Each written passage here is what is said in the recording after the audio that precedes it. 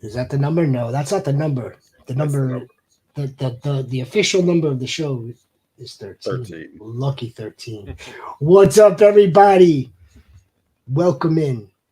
Saturday. Holy smokes. It's not just any Saturday. It's week 8. This is the Start Sit Show. I'm your shepherd, JC. I'm joined by some of the best, most brilliant fantasy minds that could ever assemble onto one screen. I've got the wolf himself, SoCal. I've got the Jonesy, and I've got the fantasy dads. What's up, everybody? Before we begin, before we take the questions, before this skips out of my mind till 5 minutes from now till we get the question itself, because I know it's going to come up, because it came up last night. It's going to come up again, the player himself. But I want to go back to the matchup, Jones, and guys, it's the Broncos and it's the Panthers. We had a we had a wonderful person who was asking about Javonte Williams last night, and I believe that we made more or less the recommendation based on his other players to sit Javonte. I thought about it, didn't think much about it, and then again it came up. Javonte Williams, the Broncos, the Panthers. So I took a look. I went into a little bit of a deep dive. Nothing crazy.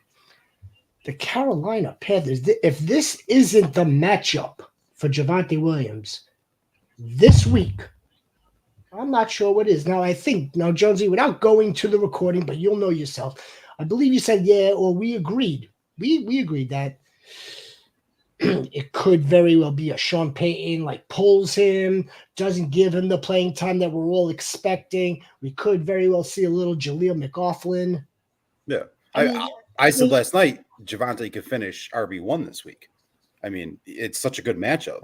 But the thing with that specific situation, I don't remember the players exactly, but it was, you're looking at what the risk is for who you're starting. And, if the guys, are already above talent-wise of Javonte and they carry less risk, I mean, I wouldn't blame anyone for starting Javonte this week. No one. I mean, put him in your lineups over anyone. Yeah. But you're taking a risk. You are. I think, though, the players that we were the borderline player was either Brian Robinson Jr. or Alvin Kamara, if I'm not mistaken, right? I think he had both of them, and I think it might have even been one more that was still. Well, Josh Jacobs. That's the team. Those are the 4 running backs on the team. Start 3. So I mean, we could do it again. I don't believe he's on tonight. Maybe he is. Maybe he's not. It doesn't really make a difference because I feel like there's still going to be others that are wondering, questioning, debating whether Javonte Williams should be in the lineup. And I feel like we have to bump him up. I think we may have to bump him up even ahead of a guy like maybe, dare I say, Alvin Kamara? I mean, Javonte Williams is like one of those must starts. I kind of feel. I kind of feel it. We could be very wrong, and we're going to have to eat a ton of crow, and it may cost you. And we don't want that to happen. Certainly not. But I kind of feel like if there's ever going to be a time where he's expected to score, even if it's just, I don't know, Wolf, one of those 40-yard games and a touchdown, right? And he gets you a little over 10 points. Maybe he does another catch or 2 for 15. And then, okay, so you walked away with a 13-point game and he scored. Is that really cutting it, though? You know what I'm saying? This is it's in the range of outcomes as far as I'm concerned. What do you think? Yeah, I mean, listen, the matchup is there, right? Carolina's giving up the most yards. They're giving up the most fantasy points per game to the position. That's it. Denver's offense looks a little better, right? I mean, I think the rushing ability of Knicks has given them a little more extra possessions, extra plays, right? They don't need to necessarily throw the football against this team. You would think that the quality of Denver's defense also, right? Like they should be winning this game. Like this should be a positive game script. Javonte is going to get you probably 3 catches as well. So you get the PPR there too, but is it 15 for 60 with a touch and 3 catches for 20 yards? What is that? That gets you 12, 15, 17. That's a pretty darn good week. And I think if we're talking, Brian Robinson, Alvin Kamara, there's a good chance that they do hit that number. But with their, matchups, there's a good chance they don't hit that number, right? Kamara's got the Chargers. Robinson's got the Bears run defense. Like, I don't. Jaden Daniels says, is Daniels playing? Game time. I don't think it's been confirmed. Either way, right? Like the Bears defense, I mean, you can run on them. I mean, Robinson should probably have a good day. You think they lean a little more on him if we're talking that specifically. But I don't know. Jonesy said, I mean, I'm not harping on anybody playing Javonte. Like you have to play him. Last week, he not only did the Broncos look good running the ball, right? They got I forget who it was, the offensive lineman they got back. Like they looked at a better unit. He looked the part too. He was quick. He was shifty. He was physical. Like it wasn't just him falling over. He looked like the guy we've been waiting to see. So I don't know how you can sit him in this spot. I have no issue starting him over those guys. Like I think I have him ranked. I have Javonte ranked running back 14. And that's ahead of Kamara this week for me. So it's to me, these are the kind of decisions that win you weeks. Sitting Kamara over Javonte never really makes sense on paper. But if you really look through the process, and I'm a firm believer of trusting the process more than not, like it doesn't always work, but you're going to get better results over time. Like this is a week I play Javonte there. So I guess that's kind of where me and you differ. Like, you're kind of talking matchup process, it sounds like, where I'm a stud process. I start my studs no matter who they're playing because it doesn't matter who they're playing. Kamara can go off against the Chargers. He can go off against Carolina. I'm not sitting my studs. I get that. That's my process that I trust, that I go with. Well, like I said, I can't blame anyone for starting Javonte this week. Let's I get that too. I'll just say too, my one thing that I always say too, and I'll do this myself because if I could see myself being the same way, Jonesy. Like, can I live with Kamara going off on my bench or Javonte going off on my bench? Exactly. And I definitely sleep better at night, knowing I had Kamara in there. And those are tough calls. So I do also, see what you're saying there. The Saints offense, I mean, it's tough because the taste they left in our mouth last week, right, was just awful. And, like, Kamara can't be any worse than that, though. But also he could just catch one and break it at any given time. So I hear you, dude. Dad, what do you think? Well, go ahead, Dad. Yeah, weigh in on Javonte's start versus, I guess, the decision would be Kamara at this point. But yeah, go ahead, Dad, and then let's get to George Goat. Yeah, I'll be quick, but I mean, in my rankings, I've got oh my gosh, who are we talking about? Javonte. Blanked out on his name. Javonte. I've got Javonte as like a low end RB1, basically. Like if we're having trouble remembering the dude's name, it brings into question why we're talking about him. Also, it really does. We all have those moments. Look, I just think like this is a brutal spot for the Panthers, right? And so it should be Bo Nix. Like I've got Bo Nix way up in my rankings, way more than any other week as well. But this should be a Bo Nix, Javonte Williams, just getting it done for fantasy while the Panthers just get crushed and Bryce Young gets further, destroyed in his early career. Poor kid. You hate to see him get thrown out there. But yeah, so I'm here for Javonte, like low end RB1. I would, if it was between Kamara and Javonte, I would start Kamara over Javonte, but I heard Brian Robinson's name in there too. I would start Javonte over Brian Robinson this week. Brian Robinson or Alvin Kamara. That would be then the decision becomes those two. Nevertheless, it's someone else's team. It's the Husso's squad, who we are all heavily invested with to get him across the finish line this season. We're doing our very best. We're going to continue to do our very best. Let's get to the George GOAT. What's up, George? George needs 2 non-PPR wide receivers. Jalen Waddle, the Penguin, gets his quarterback back. DJ Moore coming off the bye. Amari Cooper in Buffalo. Brian Thomas Jr., Jalen McMillan, or JSN. Well, I can tell you the one that I'm going to take out immediately. So process of elimination. We're going to take McMillan out of this group. We've got a really good wide receiver core here, George. I'm glad that you picked up Jalen McMillan for sure, considering the carnage that Tampa Bay experienced this previous week. But it's a good stash to have. We're not going to start him. We're not going to start him here. Start 2 non-PPR. I mean, Jalen Waddles. He's borderline here.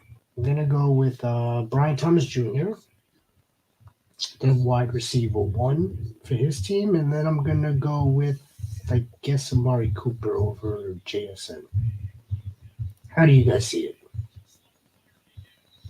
I'm going DJ Moore is my first guy, and Amari Cooper is probably number 2. Close, yeah.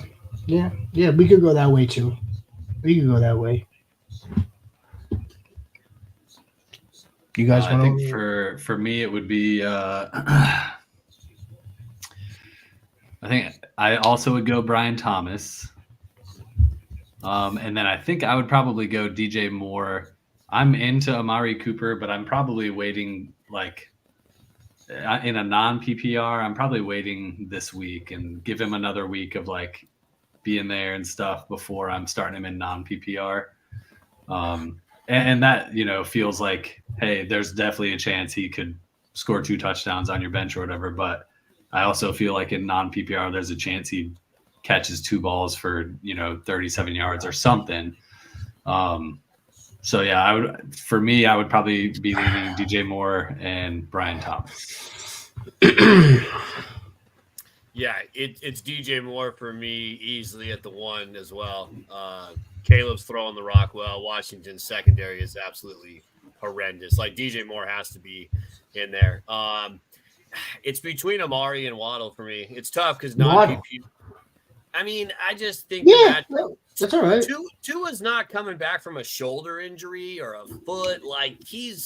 This offense knows what they want to do with Tua in there, and Arizona's a nice starting spot for that to happen as well on all facets, right? I think we should see a Dolphins team do what they were doing early last year. Mostert, A-Chain, all of them, right, produce. That's kind of what we expect to see. But does he get in the end zone? I think I trust Amari Cooper to give me a touchdown a little more there. If it was PPR, I might say Waddle because I think, as much as Tyreek should go off too, Jonesy, I don't doubt that. I could see Waddle getting a handful of receptions, right? But Tyreek probably getting a long touchdown. So I think I lean Cooper there. Brian Thomas Jr., hard for me to put him ahead of those guys against Green Bay. That's my concern with Brian Thomas is Packers secondary. The Packers secondary. But it's a sneaky unit, ranked 15th against the pass, but it's still it's a sneaky advantageous, overzealous, aggressive. Yes, it's they're the bend but don't break, but they usually break. Nevertheless, I definitely see that for sure. For sure. George play again. You're locking in DJ Moore. We're not locking in McMillan. We're not, as much as we think we love JSN in this spot. I think your better options are going to be either with Amari or with Brian Thomas, for sure. Even Waddle's not bad. Yeah, I can see the Waddle thing too. I really can. I mean, someone else, again, this is non-PPR. It's very touchdown dependent. Is Tyreek going to throw for Tyreek? Is Tua going to throw for more than one? That's the $1 million question. We know the probability of who the first one is going to go to. That's what raises it for me. Yeah, George Goat, man. Come back tomorrow, man. Let us know. But we'll let you know, George Goat. Oh, whoops. Wah, wah. Jeff, how are you this evening, Jeff? Welcome. Dobbs, Tyler, D-Hop, pick one. We're picking one for PPR. We're picking one for half PPR or for standard. Let's go around and let's assume, which we probably shouldn't do, but I'm not sure if it makes too much of a difference here. Looks like this is probably his wide receiver 3 or a flex wide receiver. Jonesy, you going with Romeo here, or are you going to go with Tyler Lockett? No DK. I don't think I'm. Well, I don't think I'm going D-Hop. I want to see how that plays out first. I don't. I want to see how he's integrated into that offense. But he's changed his uniform number. Yeah. Style points, but so yeah. I mean, to me, it's between Romeo Dobbs and Tyler Lockett. I'm probably going to give the edge to Lockett just because DK will be out, and Romeo's always in battle. With 3 other guys. Actually, you could even say 4 if you had Kraft in the mix. So I'm just Seattle and Buffalo this week should be a pretty good back and forth game, I would think. So I'm gonna go Lockett here. Dad, you a Tyler Lockett fan? Yeah, I think it'll be Lockett for me too, and I'm the exact same on D-Hop this week, and I feel like we said the same thing about like Amari and who was the other wide receiver that was traded last week, but yeah, I mean I'm always like kind of wait and see, give them a week, and then see what D-Hop does, so yeah, I'm probably Lockett with DK out, and yeah, so I agree with Jonesy. Oh man, I'm the same on D-Hop. I'm not quite sure if I'm the same on the other one. I'm real close because DK's out. I understand the Lockett move. Man, Dobbs, the competition's there, but like Dobbs can just be so good in this game. I mean, Jacksonville is horrendous. Like I expect Jordan Love to just have a field day against that secondary. Dobbs is a big red zone guy for him. Like there's a fear, right, that the other guys are the ones that get involved. I think if you want the safer, probably guaranteed 5 catches for 60 yards, like Lockett's probably the play, right? But if you don't want to risk it, because I think Dobbs could see those 10, 11 targets and have a big one, right? And I expect him to torch this defense. I think Jaden Reed's probably the one in this matchup.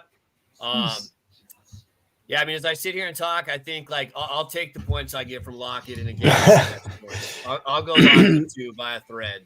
I was just thinking while you were saying Tyler Lockett the safer play until Jake Bobo winds up scoring a Noah Fant.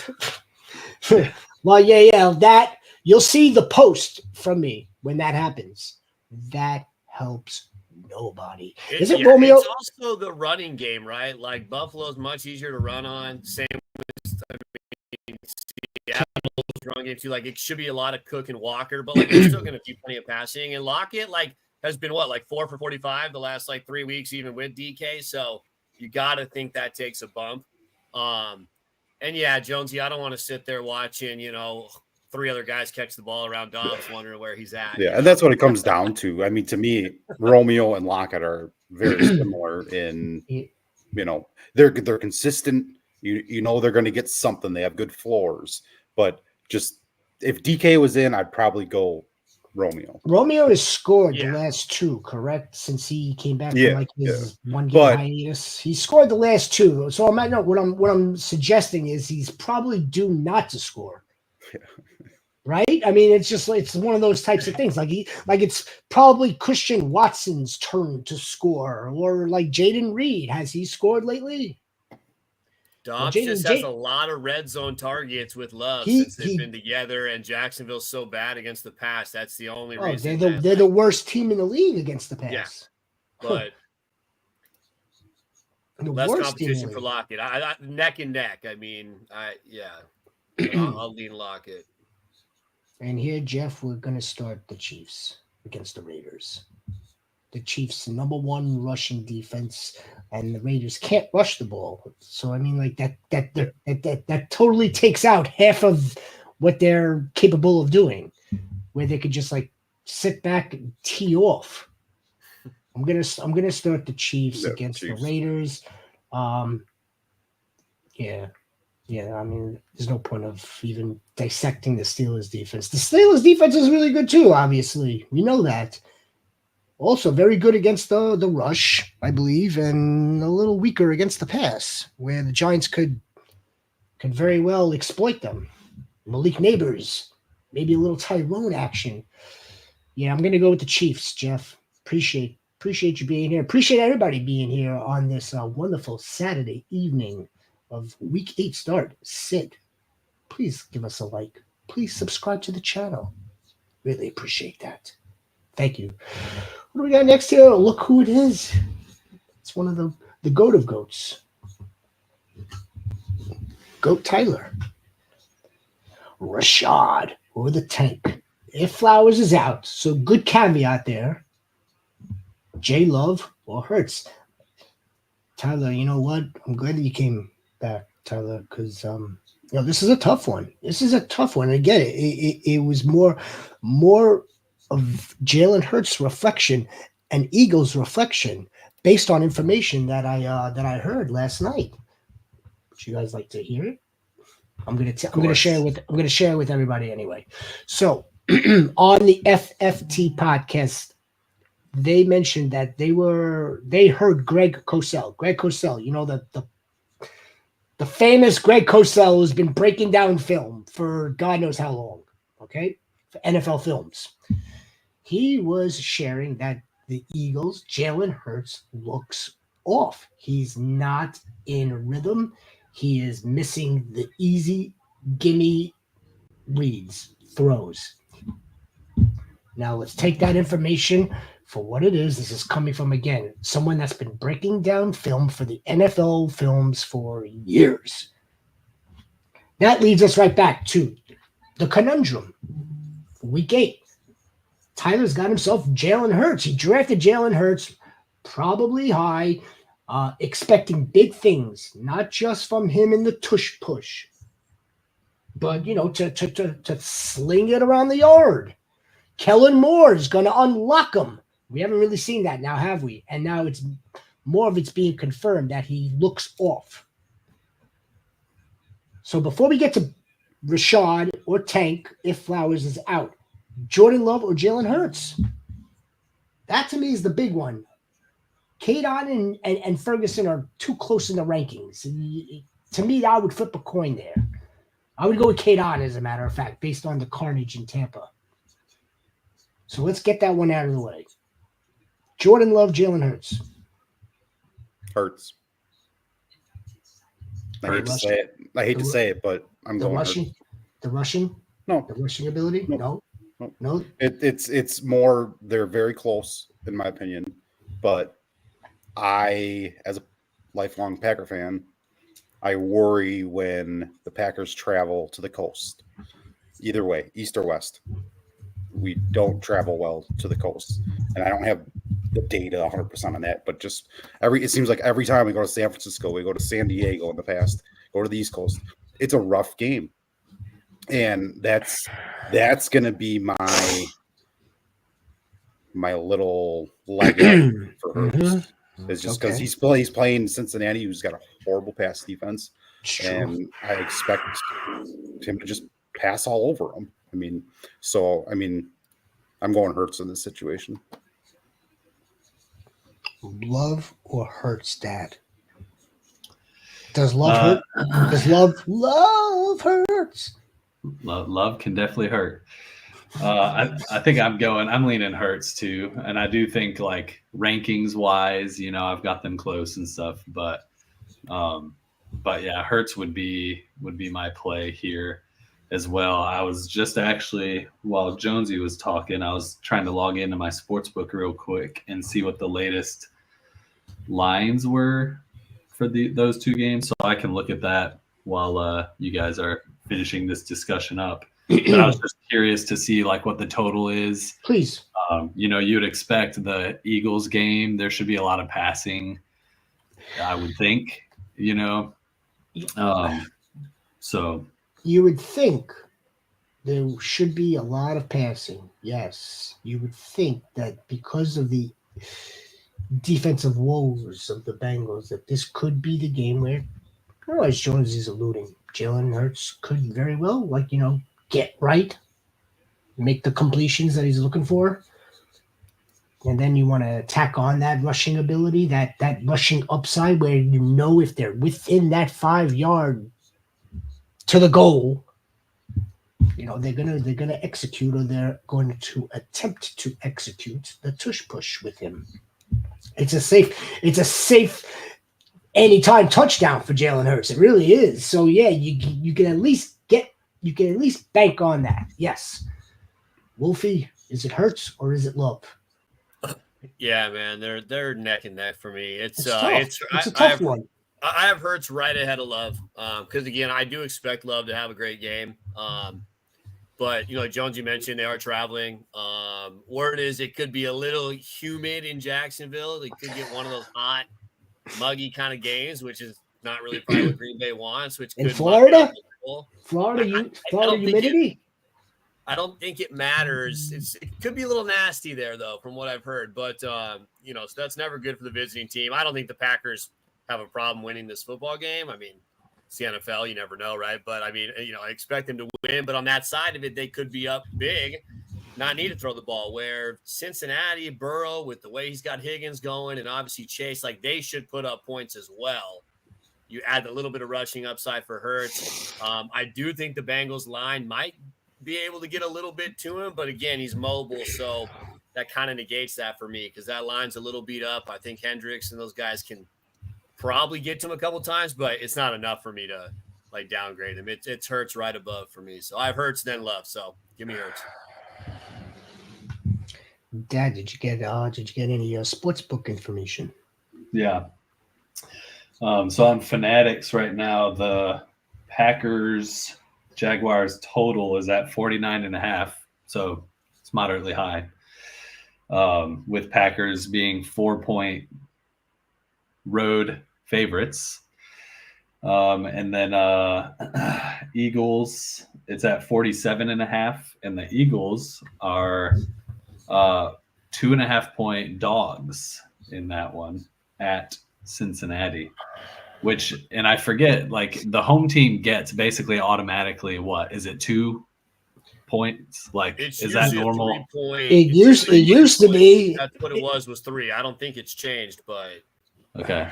So essentially, you're talking about the Packers then being like a touchdown in a way. It's like being like a touchdown favorite almost at -4 on the road. So. All right. What are we doing, Bateman, Dell?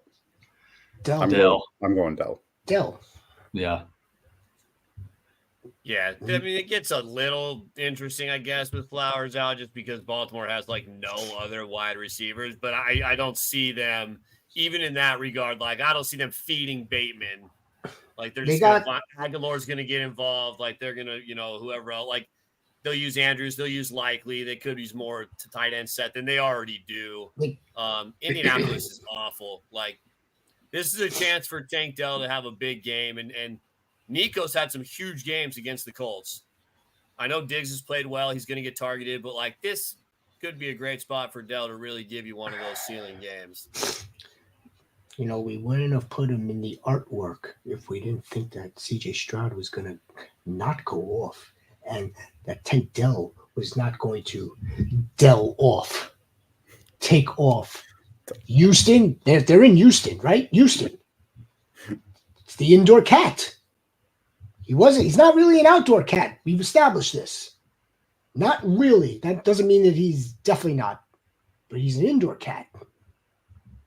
Take off.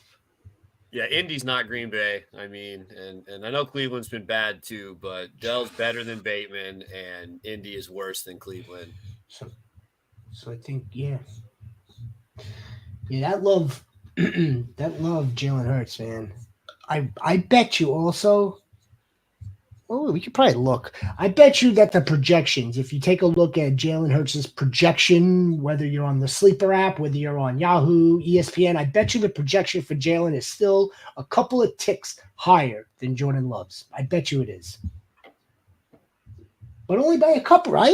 I can't see that being this wide of a margin between the two quarterbacks. Fantasy Pros consensus has Hurts at 20 and Love at 19.3.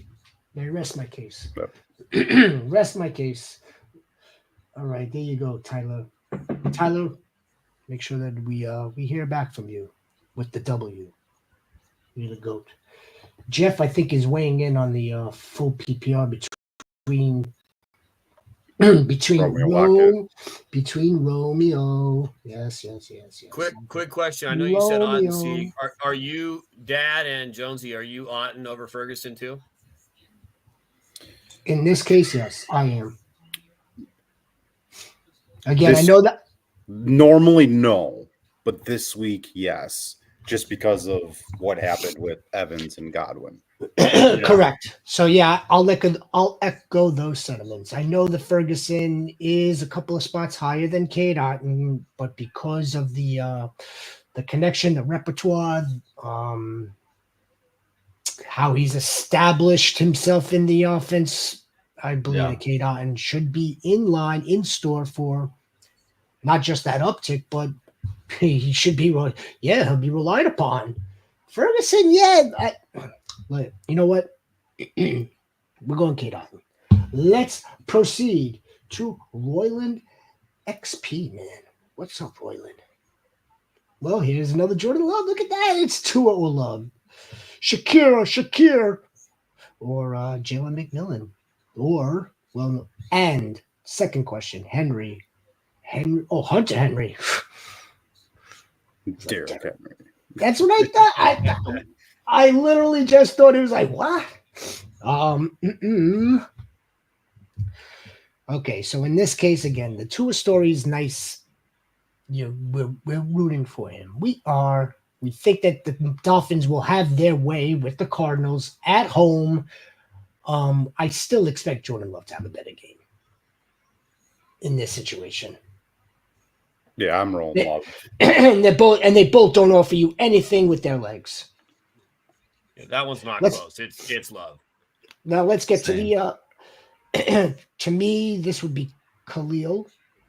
Again, look, anyone that's going to come in with a Jalen McMillan question, I get it.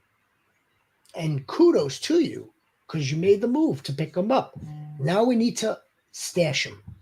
We need to just have him sit there. We need to watch. We need to see what the usage is. We need to see how he's used. We need to see if he. Yes and no, because the whole thing is McMillan's more of a replacement for Mike Evans than he is for Chris Godwin. So if you're going to use him, these next few weeks are when you want to.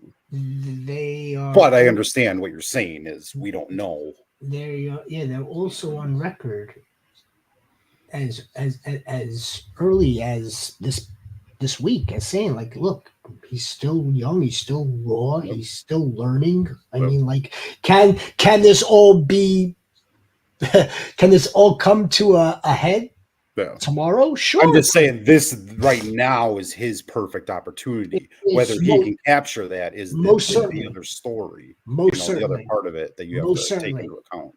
Absolutely. I fully subscribe to that for sure. By the way, subscribe. Oh, and look at that. No, I do. I subscribe to that idea, that take for sure. I would go with Shakir here. Mm-hmm. We've already seen it with him.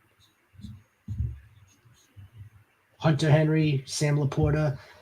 I think this is the Sammy bowl game get right. I think it is. But Uh-oh. listen, I'm not like y'all know I'm a Patriots fan. All I'm saying, I looked it up to make sure, but in the 2 games that Drake May has started, Hunter Henry, now the one I'm looking at, this is like a 1.5 tight end premium. But Hunter Henry had 14.6 and 21.2 fantasy points. Last week, it was 8 receptions, 92 yards, no touch. The week before, it was only 3 receptions, 41 yards, and a touch. And I'm just saying that we're not seeing like amazing usage with Laporta. That's just what we've seen. Like, that's not my opinion. That's just what we're seeing. And so I don't think, to me personally, the Laporta Hunter Henry question isn't quite as like obvious or cut and dry as it seems like it should be to me. You have to remember though, Jameson Williams is out the next 2 games with his suspension. That's true. That to me, though Henry's getting the uptick from May, Laporta's going to get an uptick. That's true. With James. Well, and if you're looking for a ceiling, right? I mean, Laporta's ceiling we know is sky high, right? So, yeah, I can get behind that for sure. I think a little bit of Henry, at least last week. Not that May's not going to look his way a lot, but I mean, Demario Douglas leaving that game with an illness and really like being irrelevant after the first drive where he had 2 catches. Like, I feel like that was a Douglas game waiting to happen. And once he disappeared, it was all Henry in that spot, right? Over the middle, kind of taking the slot place, and rightfully so. I mean, good on Drake May to target him and eat him alive there, because that's the best spot against the Jags defense. Yeah. I have him right there, though. I think I have like Laporta like 11, Henry 12. Like, I'm not putting Laporta in my top 5 anymore, right? Like, even based on the name. So it's like, but no Jameson Williams, like, and this one a little more of a stud for me. That offense, like, there's a little part of me that thinks this could be an ugly game somehow for Detroit, because it just happens in the NFL. Like, 11.5 is a lot. Tennessee's got a good. Tennessee's got a spot in their pass defense. As much as Josh Allen carved them up last week in the second half, it's been pretty good. I don't know if losing D-Hop brings any added mojo to that team, but like, the Lions should win this game. But I'm just saying it could be a little uglier than most. But yeah, I still go Laporta. And I will say, just on the McMillan, I mean, he did have, I think, 8 targets the other night. I don't think that one's a gimme either. I know Shakir's been pretty consistently involved, but like, Atlanta's going to score a lot of points too. That game, somehow Baker Mayfield's going to throw for 270s, and I'm not opposed to playing McMillan there in that game. Do you think Baker's going to hit that high of a number this week? I think if Atlanta puts up the points, I think he's got a chance to spread it around. I think it's just he's going to go out there and sling the rock. He might have a few interceptions to go with it. It might not be pretty, but Atlanta's pass defense is nothing special. They don't have a good pass rush. Obviously, not having Edwards and Godwin hurts, but I think it's real quick to just dismiss that offense won't put up numbers, at least in this game.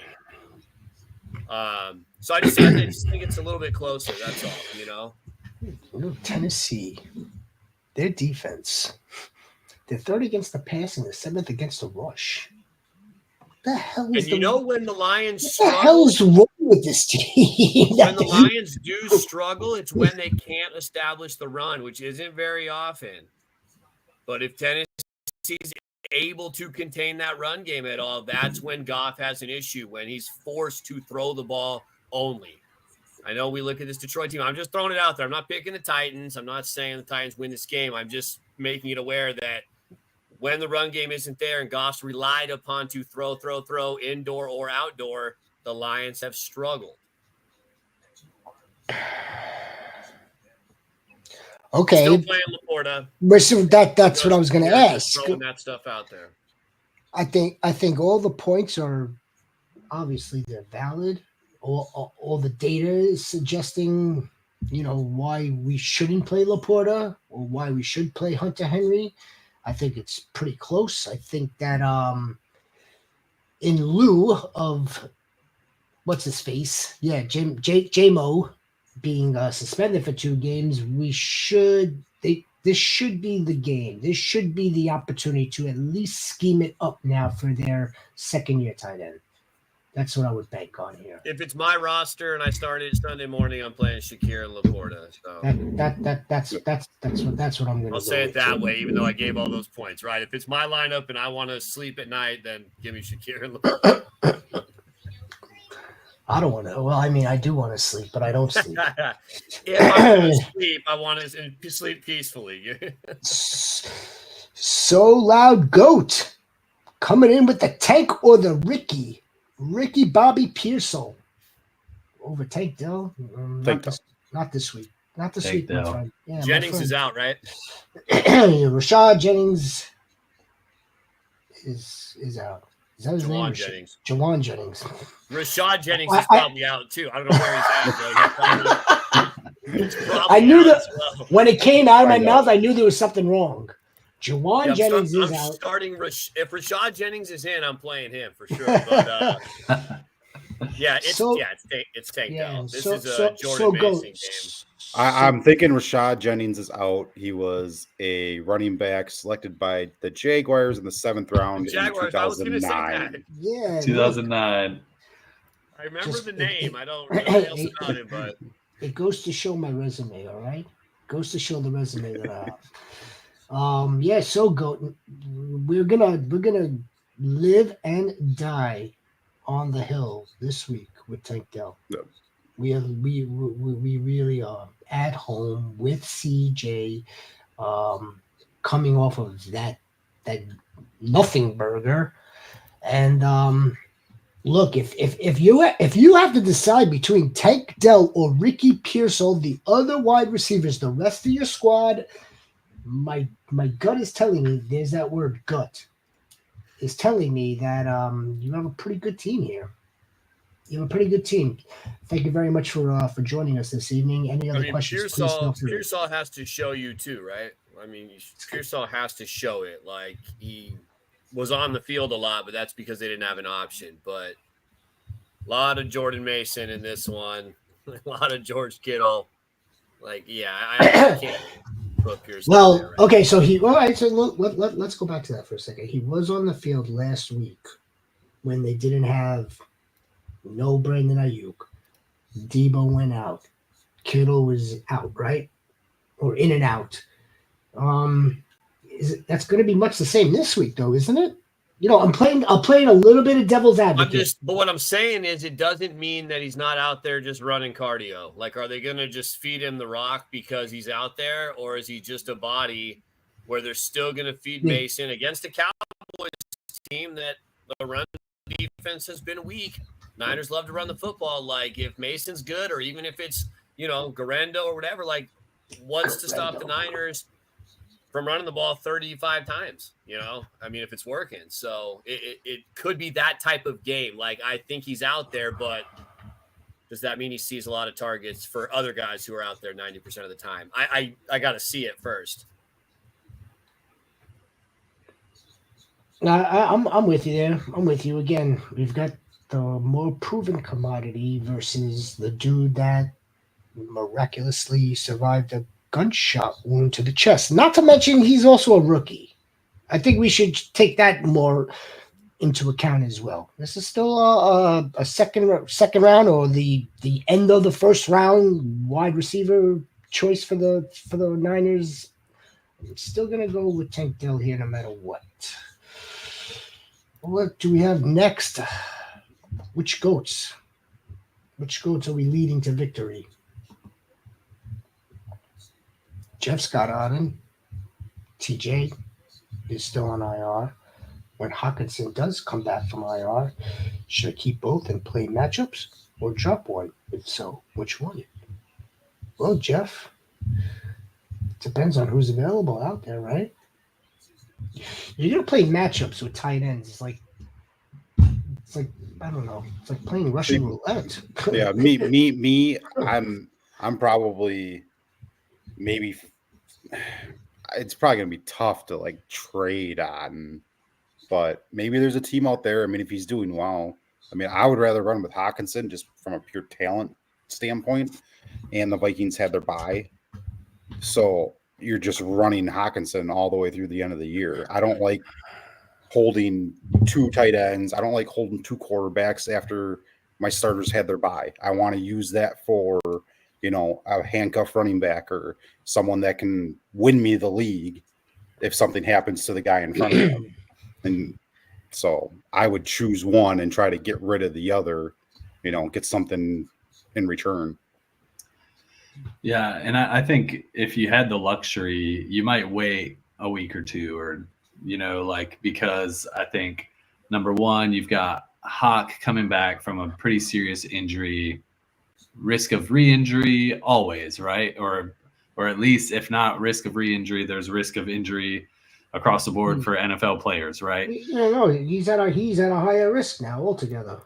Yeah, and so I think and then let's see what happens with Cade Otton. Like Cade Otton, not a name we were all talking about coming into the season necessarily, but if you watched that game last week, like Cade Otton has that dog in him. Like that guy was getting beat up last week, and he would just pop right back up, And so if this guy ends up being the one who's catching passes now that both of the top receivers are out.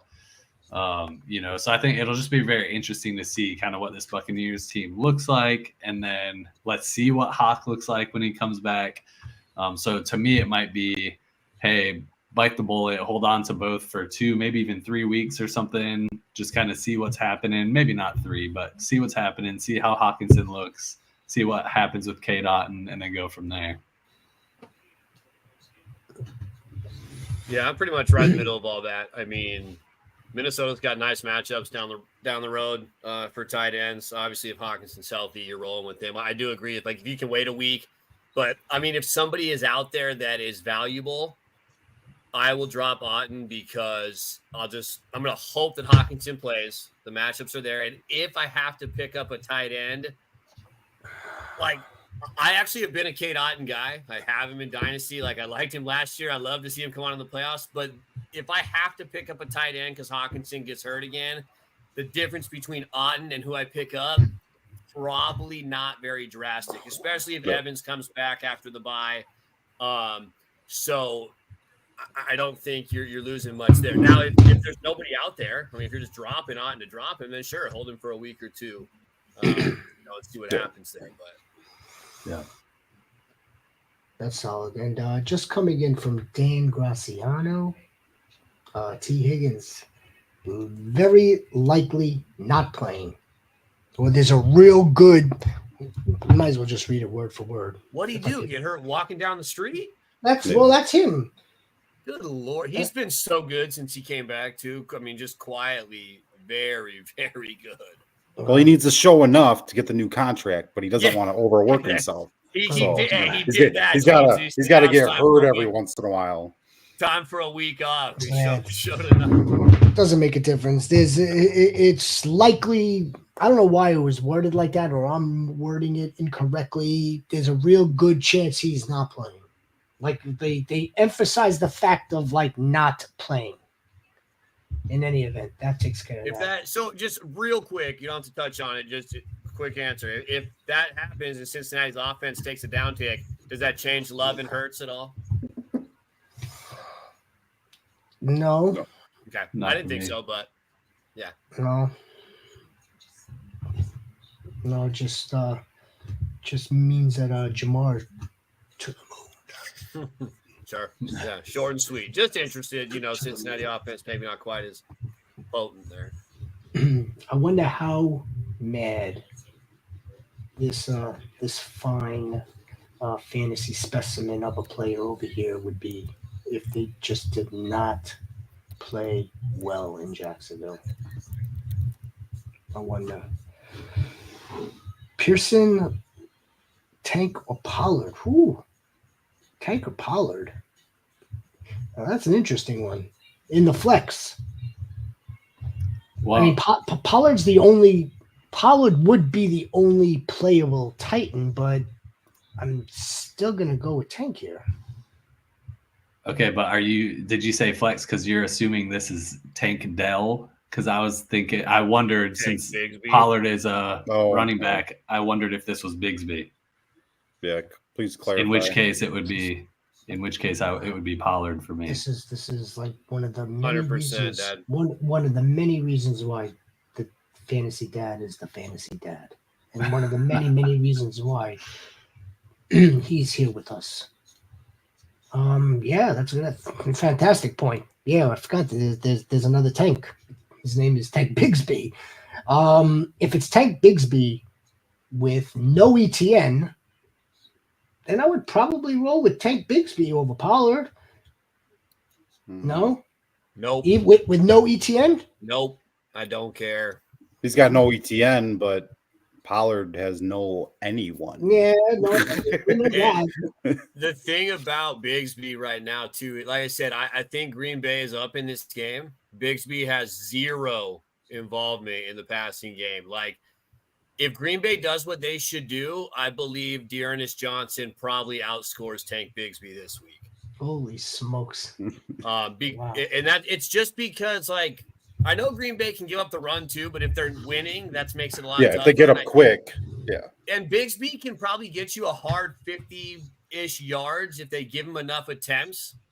And yeah, maybe he falls in the end zone and you get lucky, but it's not a good game for him. Like, you're really hoping that somehow happens on like 17 attempts. He gets 50 yards and falls in the end zone. But I don't see that. Like, I don't think Green Bay is going to allow that. And I think Green Bay is going to be ahead. And so Dearness Johnson's going to be on the field getting the passing work because Bigsby is not involved in that one bit. It's just, okay. All right. and I think that's kind of what Dad probably was thinking when he said Pollard. But yeah, look, Okay, but what do we do if it's tanked out? Yeah, look, that's right. That's exactly what I was about to say. Okay, but let's play this if it was Tank Dell, and if it was Tank Dell, if this is in fact Tank Dell, it's Tank Dell, Pearson Goat. So if it's Tank Bigsby, we're going Pollard. If it's Tank Dell, we're going Tank Dell. Is that we're all agreeing there, right? Yeah. That's what I would do. That's a good deal. Good deal. Is that a yes, Dad, or is that a face? I was gonna. He's got that look. They're close for me, but you got the face more than me, so I want to hear what you have to say, Dad. I'm a Bigsby guy, but I'm not gonna push back on it because we have a lot of questions. So. Yeah, no, and I mean, it doesn't have to take a lot of time. I think, like, if it was Tank Dell and Tony Pollard, I think it wouldn't be like an easy choice for me just because of what you guys are saying about Pollard. I mean, I think maybe volume wise and stuff, we could just see a lot of work and, and we've talked about this on the show before, Jonesy, but I think anytime you've got like a running back who's guaranteed to touch the ball a certain number of times, like there's just more opportunity than a receiver who's going to catch 4, 5, 6 balls or whatever. To me, there's more opportunity for Pollard, but I think there's more opportunity to score for Tank Dell. Yeah. And that's why I'm kind of leaning Dell in that situation, just because Dell may only get 3 receptions, but 2 of them could be tuds. Or Pollard, he's going to get, the entire workload of everything. But Spears could be. Is Spears back this week? He's out. He's out. But I mean, how many times? But even there, how many goal line opportunities is he going to get? How many red zone opportunities is he going to get? Yeah, how many goal line opportunities are the Titans going to get all together, right? Like, and that to me is the deal breaker. So and Dell, I mean, although Mixon is going to probably have his way too against Indy, but I agree. I think it's any other matchup, man, it'd be Pollard, but not Detroit. Yeah. It's just like All right, fellas, this is a big one here. This is a big trade. This is a big one. This is a big one. Go have at it. So it's redraft. Superflex.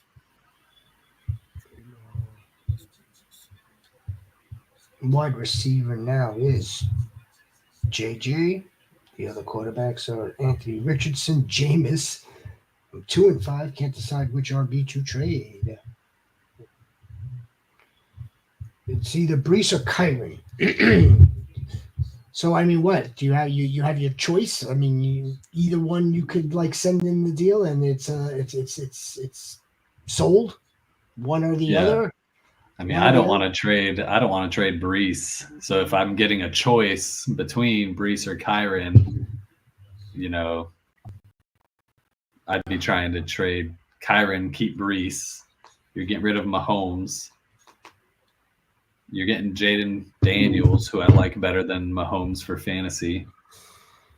And then Pollard and Neighbors. Okay, you're getting Daniels instead of Mahomes. So that's an improvement, but you're going from Brees or Kyron to Pollard to me, and that's a decrease. So are you just but you're getting Neighbors in the deal too. So that's where it really comes in.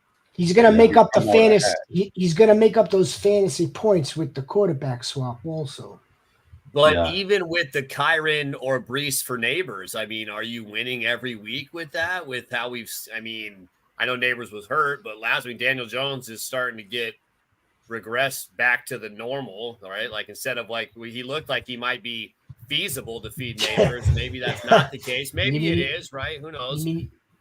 I think Jaden Daniels, if I'm off the top of my head, I think Jaden Daniels is 5 points a game better than Mahomes. I almost positive that I heard that. I don't know if somebody can pull that up quickly, but I think it's 5 points per game. So if you're talking about that increase, if it's 5, you're losing probably. Yeah, I mean, to me, Brees or Kyron and Neighbors 5.2. So I think in Brees or Kyron for Neighbors, I don't know. That's I know it's a different position, but it's almost like those are kind of even. And then you're getting Pollard instead of one of Brees or Kyron. I don't know if that's enough. I'm looking at it kind of as Winston. Is he going to be? He's going to be better than what Watson was doing, and he could be better than what Mahomes is doing. So at the end of the day, you might be able to run Winston, keep your stud running backs, and you're in a better position now than maybe you are doing the trade. I agree. I was going to say, I mean, you could play Winston over Mahomes. I mean, there's nothing wrong with that. You still have Mahomes, right? So if he starts to finally score, Mahomes has scored 20 points in one game the last 20 games, I think. He's a streaming option at best. He's barely even a streaming option right now. And this week, it should be a lot of Kareem Hunt. He shouldn't have to do much with the defense in the run game, where Winston, especially for this week, Baltimore's been very susceptible to the pass. Winston should have a big day. And Winston's a gunslinger. I mean, he's going to toss that. Yeah, I would even play Winston. I'd play Winston this week over Mahomes. No faith in D-Hop? Fixing the offense? I'd just, I'm joking. Well, this is more of a game situation than a need of throwing it to D-Hop. They're just not going to. They shouldn't need to throw the ball at all. Right. Baltimore should put up points. Cleveland should be able to score the ball. Baltimore's been bad against receivers. He's got enough at his disposal to just go out there. Well, you know what they've been saying, right? He's good for 4 touchdowns. He's good for 4 picks. As long as it's 4 touchdowns, that's probably close to 300 yards. I'll leave it at that. That's more than Mahomes still probably, especially in this game. And then you can mix and match, like Jonesy brought up, playing Winston. You're not losing Mahomes by doing that either. It's not like you lose Mahomes by not doing this trade. So I'm as is, and I'm playing Winston this week. Fair. I'm with it. Start, sit, or flex. Oh, wait. I'm sorry, Sniper. Wait 1 second. 1 second. Yo, fellas. Start 2 in the full PPR. Superflex PPR. Maybe I should have my glasses on. Kyler, Kirk, or Caleb. Start 2 out of these 3. Kyler Murray is borderline for me, but so is Caleb. So definitely Kirk is going to be one against the Bucks to start. Caleb coming out of the bye. The Bears playing the Commanders. Yeah, the Commanders have like a sneaky pass defense also, though. Or is it their rush defense that's sneaky? One of them is sneaky. It's they're 12th against the pass, the Commanders. And then the Commanders secondary is awful. They're ranked 12th against the pass. In Sneaky. what type of ranking Total are you looking at? Total yards. Yards. Sneaky. I'm telling you, sneaky. But yet Kyler is playing like the number one ranked defense in the Dolphins. So I know we want Kyler because of his rushing upside. This isn't a really good spot. This is not a good spot for Kyler Murray. Unfortunately, it's not. I'm going to go with the rookie and Kirk here. That's who I'm going with for Zagoat. No. Yeah, I think Kirk is probably Kirk is just a really like boring, safe play, right? Like you're not feeling sexy when you're putting him in your lineup. But even the fact that he's playing the Bucks, he's playing the Bucks, you're giving up a ton. Yeah, you're playing. I think Kirk is the lock in these three. Yeah, if I'm shooting for just give me upside, give me a week 8 win. I need a win or whatever. I'm going to put in Murray and Caleb Williams. But if you are looking to be a little bit safer, then I'd probably agree with Sieg and go Kirk Cousins and then go Caleb Williams. Yeah, I like how Dad put it there with kind of the little more boom with Caleb and Kyler, but a little safer with Kirk. I have 7, 8, 9 in my rankings go Caleb, Kyler, Kirk. So I don't think the Commanders' defense is sneaky. I mean, receivers, I think Caleb torches them. He's figuring out how to pass the ball. They got so many weapons there. So yeah, I get it though. I mean, my one fear, and I do think that Baker finds a way to score points, but my fear with Atlanta is if it is ugly for Tampa Bay and Kirk doesn't have to throw like he did that first matchup, then that boring play becomes really boring, and you just get a lot of Bijan and a lot of Algier.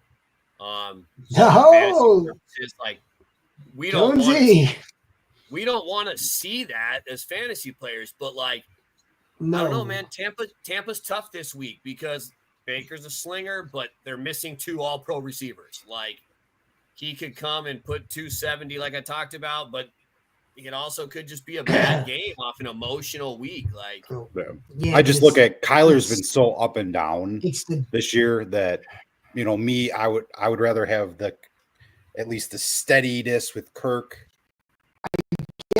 And then go Caleb for the ceiling. Yeah, I get the emotional element to the Bucks and the Bucks offense. But that's not stopping that secondary from getting smoked again. They just got smoked, so maybe they don't get as smoked. But that's still good for 28 to 31 points. And you take that run that Kyler had last week, right? That was half of his points. Like, so I agree with what you guys are saying. That's why I have him the one spot ahead is the fact that he can do that, right? Kirk can't do that. That's a great point. But, that saved the fantasy day. How many of those does he have? I mean, is he going to do it back to back? Well, I'm sure that we're going to see it between now and the end of the season. I also think Miami's defense is interesting because how good is Miami's defense? Like a lot of this could be like teams haven't had to throw on them.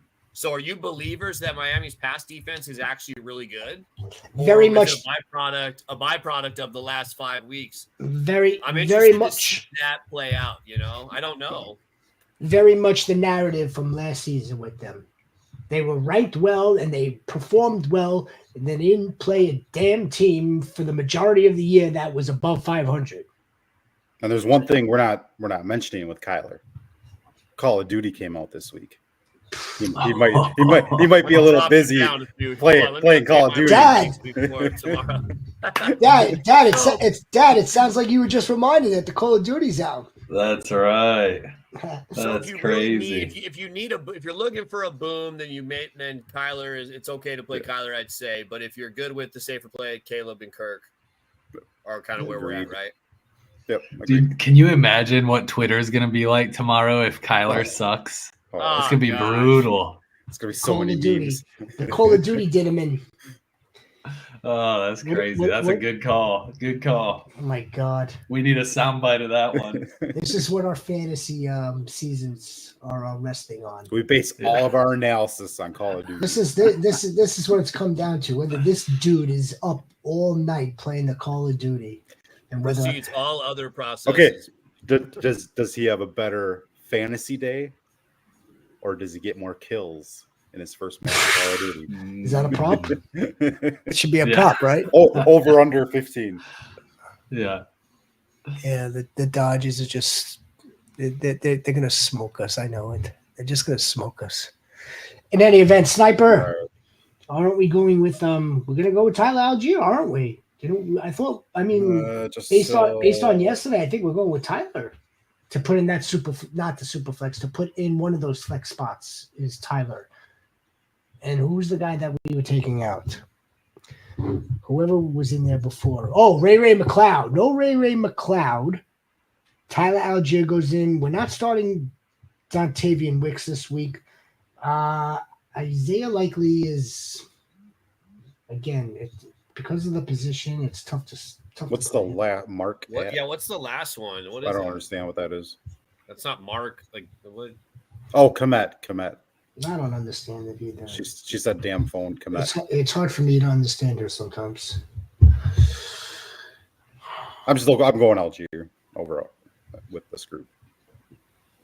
Who should I? Oh. That's it, Sniper. Appreciate you. Are you Algier too on that, Dad? Yeah, I mean, I'll go with consensus on that. I think that's a deeper flex. I'm fine with that. Look at the Trone goat. Trone. This guy's ready for a W. No, there's one from him up above. Above it? Yeah. Little quarterback question first. I missed it while I was watching another Dodger home run. I got you. Thank you. Possibly missing this week. The better start is either Tua with Cheetah, so the stack, or Bo Callahan. Trone. Tua. Dude, I'm here for Bo Nix this week, if I'm being honest. I'm probably a little too. It's the Panthers. It's like if you want a fantasy performance, all you got to do is just see the Panthers. I'm sorry. My only concern with Knicks is that they just don't have to throw the ball like even 5 times.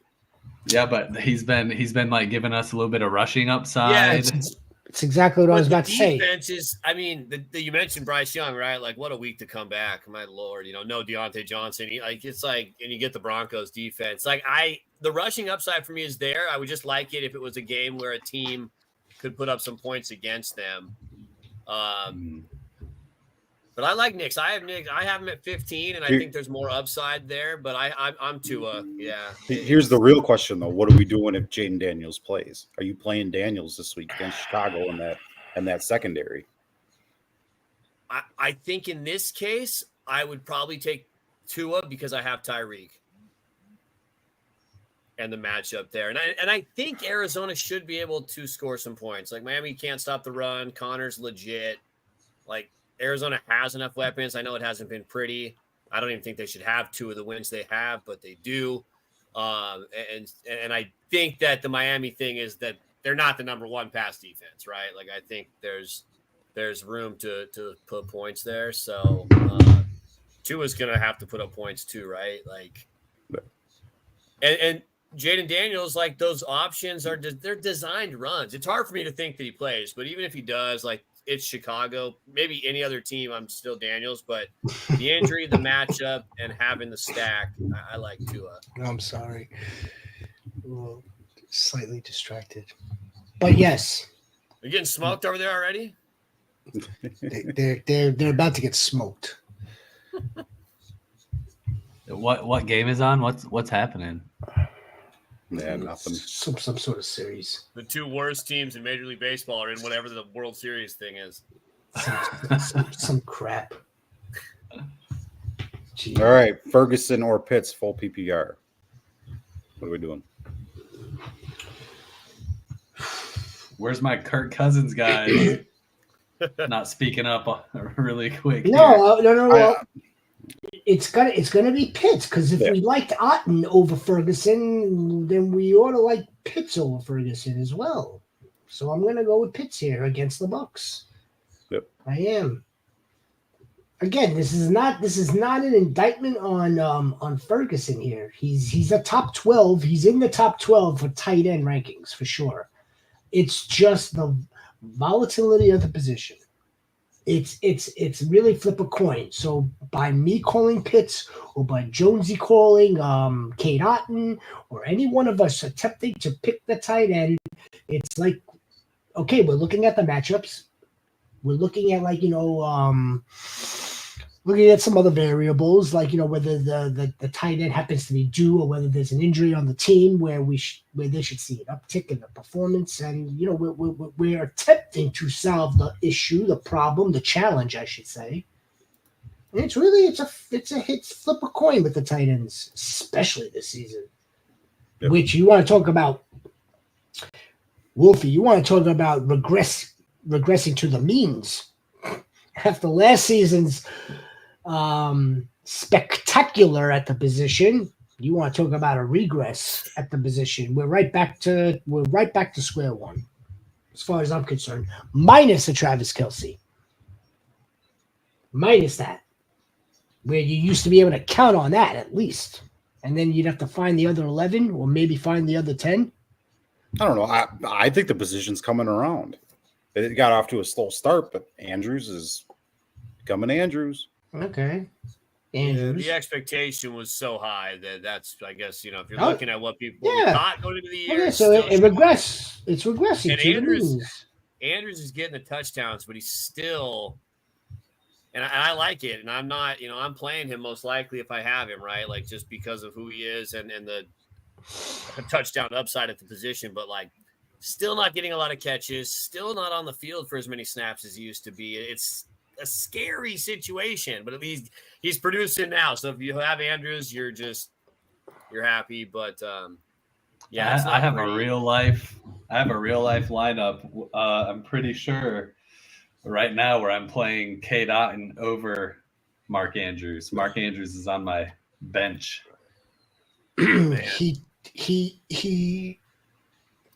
He's going in with the opportunity to be like the number one target earner for the team tomorrow. Now, yeah, I do have Otten ranked higher this week. I mean, he could very well be the number one target earner for this team tomorrow. And so can Mark Andrews. What if Flowers doesn't play?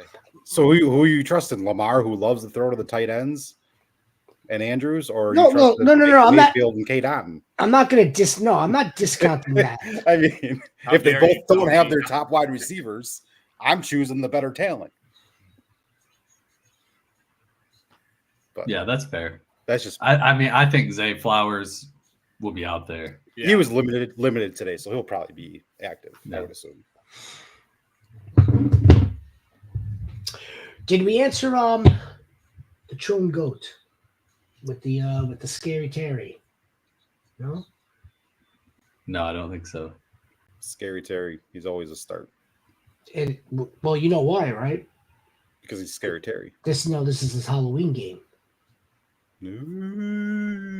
It's his Halloween game. That's why it's Scary Terry. Get it? It's the Halloween game. He usually does well when it's the week of the Halloween holiday, if that's what you call it. But again, doesn't this bring us back to it brings us back to Mariota, maybe a quarterback. Is This scary time last Terry. week. against the Panthers. Does that make it 2 in a row? I think I would go with Darnell here, or I would go with JSN. If JSN without DK Metcalf, I would go there. No most. I don't know. I can't start Terry McLaurin. He's a starter every week for me. Dad? It's hard with that matchup, man. Chicago, their corner, they're just shutting people down.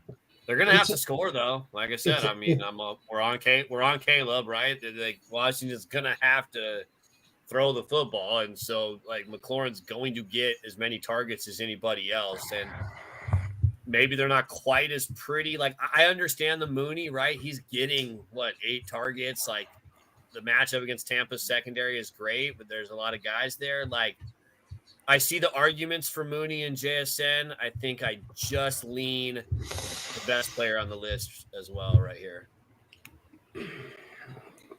I don't like it. It's scary. It's scary, Terry, but yeah. I mean, I think it would come down to Terry McLaurin and JSN for me. I probably would lean JSN for the fact that, DK's out. I think he'll be the top, receiver for that team. And I'm not shaking my head at you, Dad. I would never shake my head no at you. We know Dad. you're shaking it at the Yankees. We know. Well, it's either two things, two situations that can make me shake my head right now. It's the Yankees and it's the sniper. I'm sorry to interrupt you. No, you're good. I was basically agreeing with you, my Shepherd, that I would go with JSN here. So. I think so too, man. I think so. I think it's again. Look, we're pounding the tables for JSN for 7 weeks now with a healthy DK. Now we take the DK out of the equation, and now we're left with this with this second year sophomore stud, who would most likely operate. I would think he would operate out, right? He would operate on the perimeter, I would think. And he had his best games last season when DK missed last season when he was on the perimeter. And he had that really good game. I could look it up, but it was a good game. DK was out, trust me. And I normally don't say that, but I could check it right now. In any event, yeah, Tron. I'm gonna go with JSN here. I'm gonna go with Dad. What does Sniper want to do here now? Flex, Superflex, Scottfish Bowl Flex, Curious George. Is Judy as in Jerry? Jalen Naylor, Rashad Bateman, or Hunter Henry.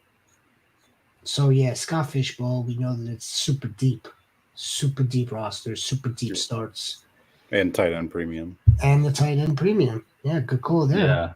Yeah, you might as well. It's like big tight end because I think is there first down or something points too. Yep. So I'm going Pickens and Henry. Well, I think I like that. Although you're getting a premium at wide receiver also, right? But you're covering that with George Pickens. You're going to cover it there, and then you cover it with Hunter Henry. I don't trust the other three. Yeah, Rashad Bateman's not getting enough. Rashad Bateman is your boomer bust still. He's not going to get enough volume for you, and he needs to score. If he doesn't score, it's a dead game.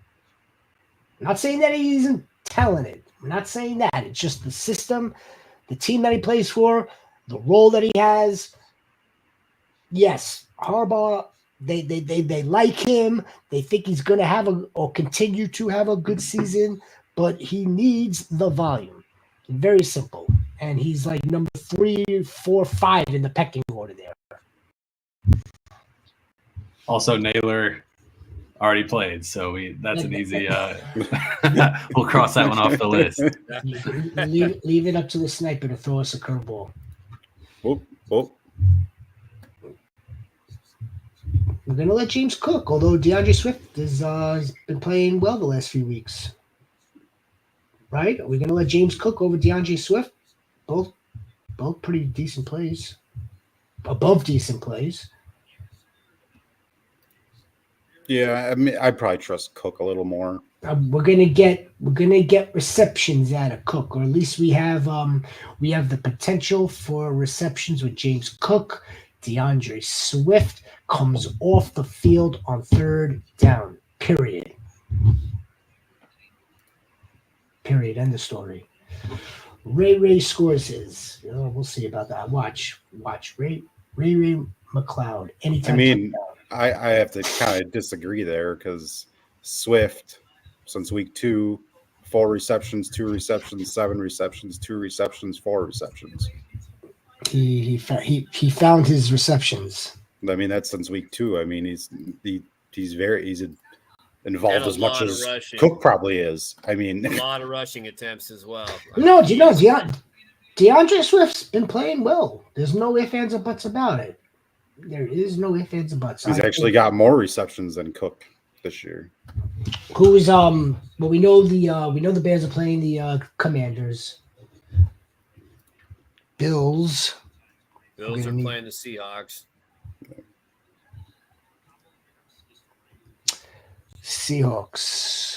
Also, here's the other thing too.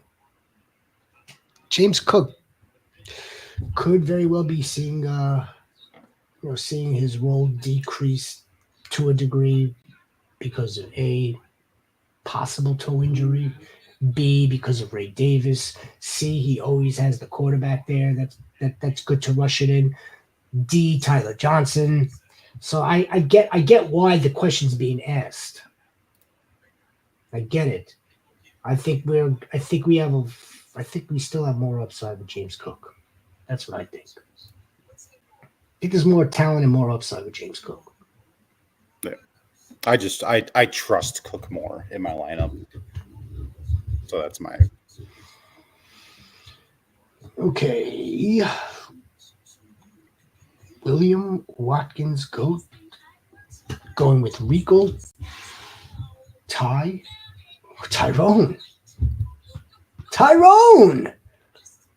I don't know. We haven't heard a song. I don't know if we're gonna call him though, Dad. I don't know if we're calling Tyrone this week in the half PPR.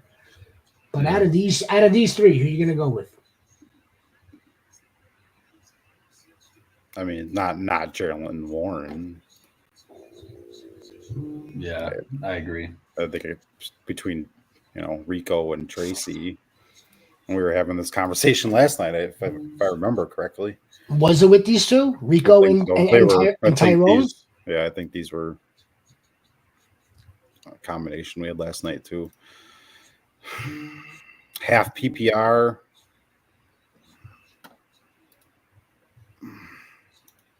I don't know. It's real close for me. I'm gonna go in the half PPR. I'll go with Tyrone against the Steelers, against the rushing defense of the Steelers. Actually, the rushing defense is the better of the 2. So we're going to count on Tyrone in the passing game against the Steelers, which is what we could very well get with Tyrone, but we could also get that with Ty. We can maybe get a little bit of that with Rico, but I don't think so. Although a couple of his touchdowns have been out of the backfield for 6. So William, yeah. I'm gonna go Rico. Who you got, Dad? Yeah, Rico's my lean. I'm a little worried about Dalvin Cook though. I'm just kidding. Just kidding. But yeah, Rico would be my lean. Cook is well rested. Yeah. Well rested. It's an understatement. It's Rico for me. Well rested. Yeah, he's been playing a lot of Call of Duty. Yeah, that's right.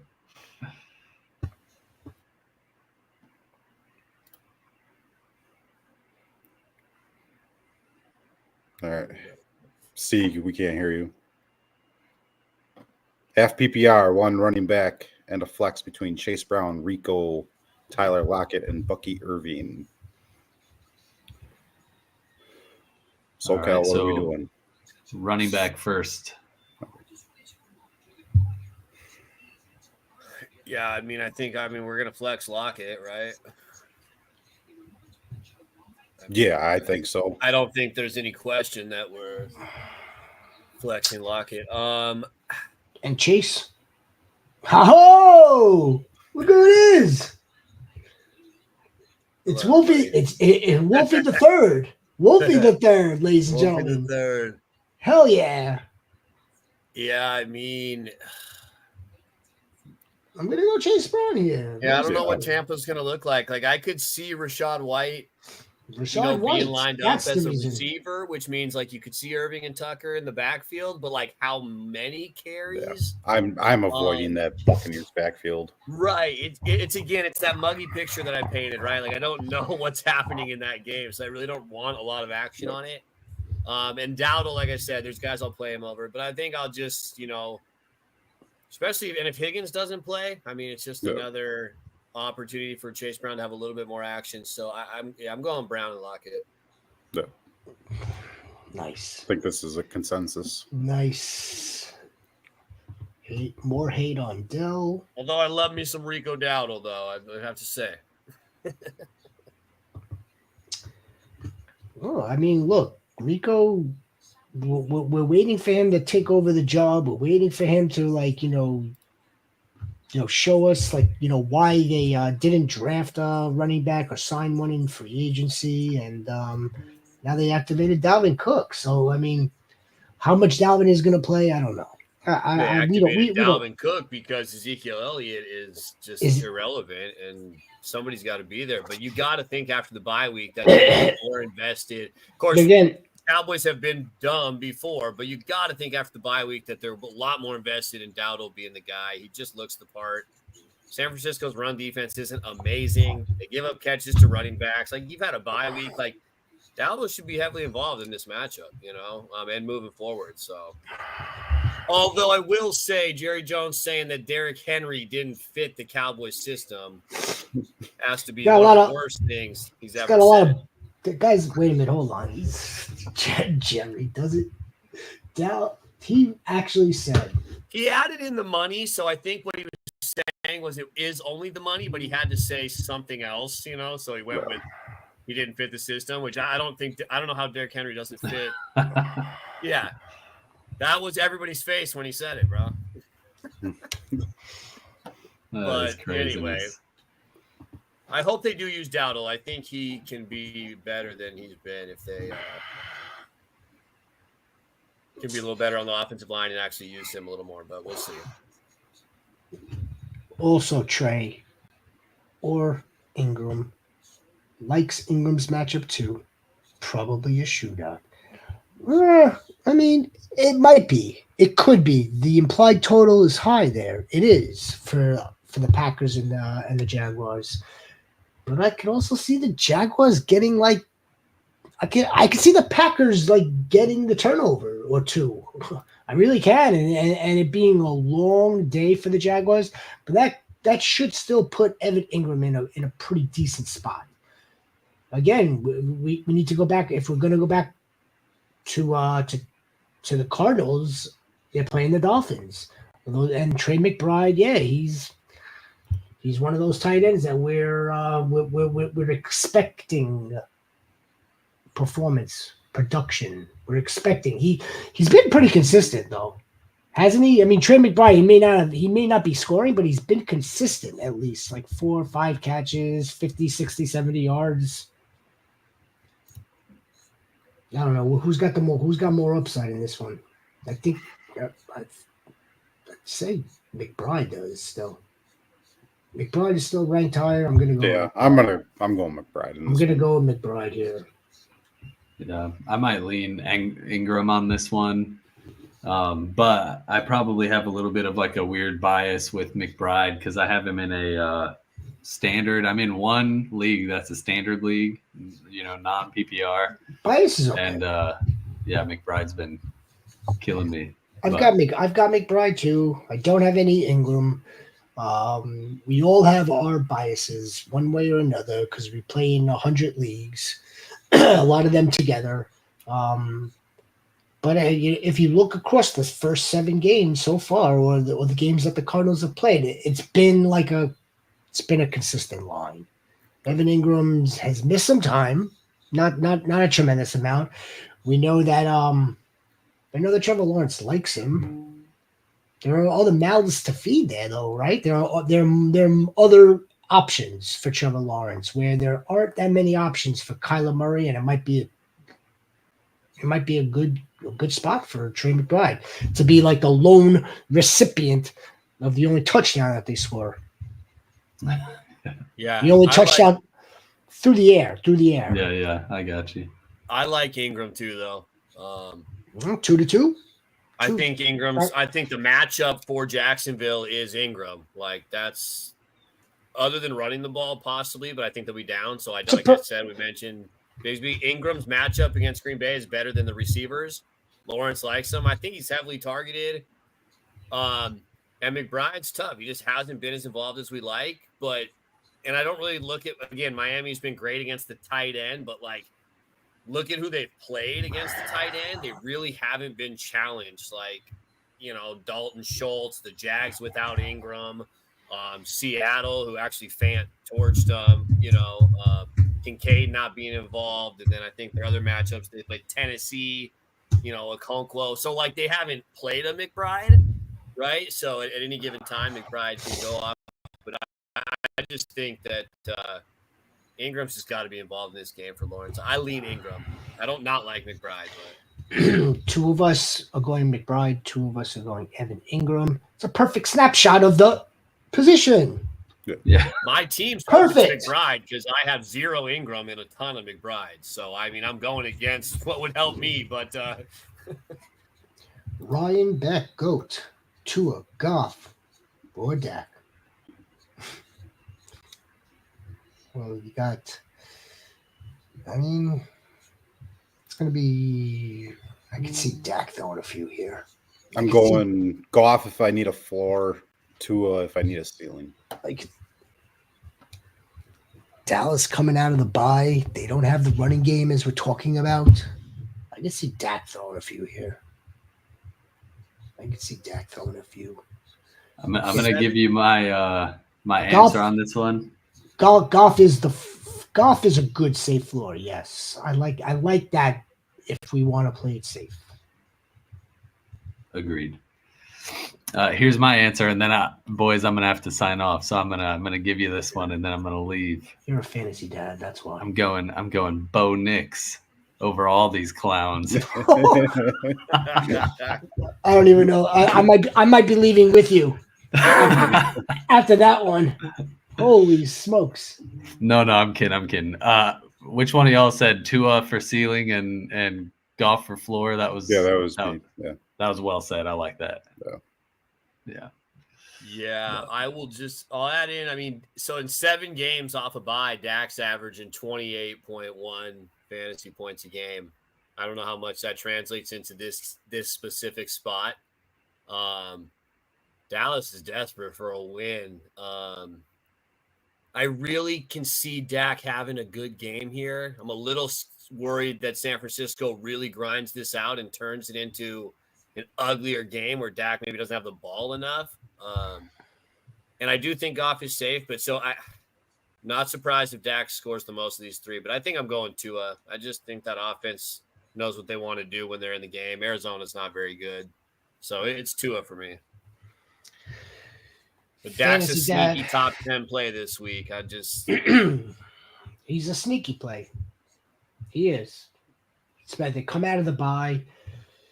It's like the same time as it was last season, and they went on a tear. Him and CD went on a freaking tear. Now, is that going to happen again? No, doesn't happen. I mean, they have a great matchup. They have a great schedule down the road, especially 11 to 17 for wide receivers. This 2024 Niners is not your grandmother's Niners. They're not the same as they were last season. But yeah, we'll let the dad take off. We know that he's got many, many, many, many important things to do that, you know, we're just so lucky to have him and the time that he, provides to us and provides to all you goats. Dad, I wish you the best of luck tomorrow. I want to thank you very much. Thanks, guys. Always fun. I'll be seeing you guys soon. Yep. All right, later. And to everybody else that's still with us, we really appreciate you being here. Please give us a like. Please subscribe to the channel. Let's continue to roll with one of our goats of goats. 10! You motherfucker 10! We're starting Tank Dell, you motherfucker! Think Dell. And I hope that the Tank Dell. FCC and anyone else at Google doesn't send us a bill. send us a ticket. No, they can't do that, right? No, I don't think they can do that. It's Joe. Joe must have heard me, right? JSN or Tank? It's Tank. It's still Tank over JSN, I think. No. I think so. And 10, we're gonna roll with Tank. I'm gonna go back to like there are many mouths to feed there. It doesn't seem like there are that many mouths to feed. I mean, I guess if you count Joe Mixon, he is a mouth that could possibly be fed, but Jacksonville, there's several mouths to feed there. It's either Tank Dell, Stephon Diggs, or the tight end is the way I'm looking at it. And the tight end had one catch last week, so That's the way I'm looking at it. Maybe, and I'm sure that you'll get another wide receiver there that will get another catch. And I'm sure Joe Mixon will get a catch or two. But in terms of the guys that are going to garner the attention, get the target percentage, I think it's going to be Tank over Brian Thomas. I think he's in for a big game, Tent. We all think he's in for a big game. Yep. yeah, I don't like Brian Thomas against the Packers. I don't like it. Appreciate you, Tent. Lex, plant some trees. That's good. I like that. Flex 2 PPR, Chris Olave, D-Hop, Keenan Allen, Bucky, Pitt, McConkey. So Wolf, I'm going to take 2 here for PPR out of 1, 2, 3, 4, 5, out of 6 options. We can take McConkey out of this equation, so that leaves us with 5. We're going to take Bucky Irving out of the equation, so that's going to leave us with 4 wide receivers. Chris Olave, DeAndre Hopkins, Keenan Allen, which is kind of sneaky. Well, Michael Pittman. I don't know how you trust any Indianapolis wide receiver right now. Olave is tough too, though, man. Yeah, but I think coming back, the Chargers, that's a low. These are all tough choices. Yeah, this is one scenario where D-Hop may find his way into a lineup just because the name, the options that are there. I don't, it's like Amari Cooper last week. Like, I don't really think D-Hop needs to be there to be able to catch a few passes, right? Like, he could go out there on any team and get you 4 for 50, So and then Keenan, it's like at least he's out there and involved, and Caleb is way better than Richardson. Like, I want to say Pittman because they'll need to score, but like Richardson has been so bad. So, to me, it's Olave, Hopkins, and Keenan Allen. You're debating between. Yeah, and Olave, it's just I don't know, man. They were so bad last week against Denver with no. What's his name? That Surtain didn't even play, right? The Chargers have just been pretty good overall defensively. Yeah, like I think I'll play Hopkins and Keenan. So, for what it's worth, according to the Fantasy Pros expert consensus, it's Chris Olave comes in at the highest, followed by Lad McConkey, then Keenan Allen back to back. From there, it would be What did I miss Pittman? No, I don't think I missed Pittman. Pittman's just far down. I may have missed Pittman. I can't. In any event, where the hell is this dude? Michael Pittman. All right, let's play over Pittman. I would probably put McConkey over Pittman anyway, but I mean, I could see you arguing McConkey. When you saw Denver move the ball against New Orleans, right? Herbert threw the ball well last week. I don't know how much they're going to throw the ball, though. You're hoping for 4 for 50 from both these guys that you play, right? And some the end zone, right? That's so. Where are you at? I mean, I guess Hopkins and. I'm gonna go Chris Olave here. I don't know, man. I'm gonna go with the higher ranked wide receiver. Even with Spencer Rattler, we believe that they're going to be in negative game script, right?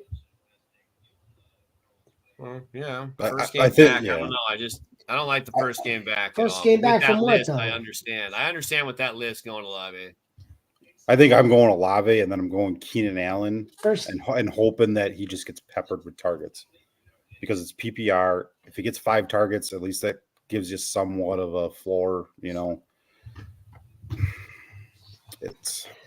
I feel like I have no issue with that. I just don't like the injury, but I get it. Olave or like Hopkins with Keenan is fine.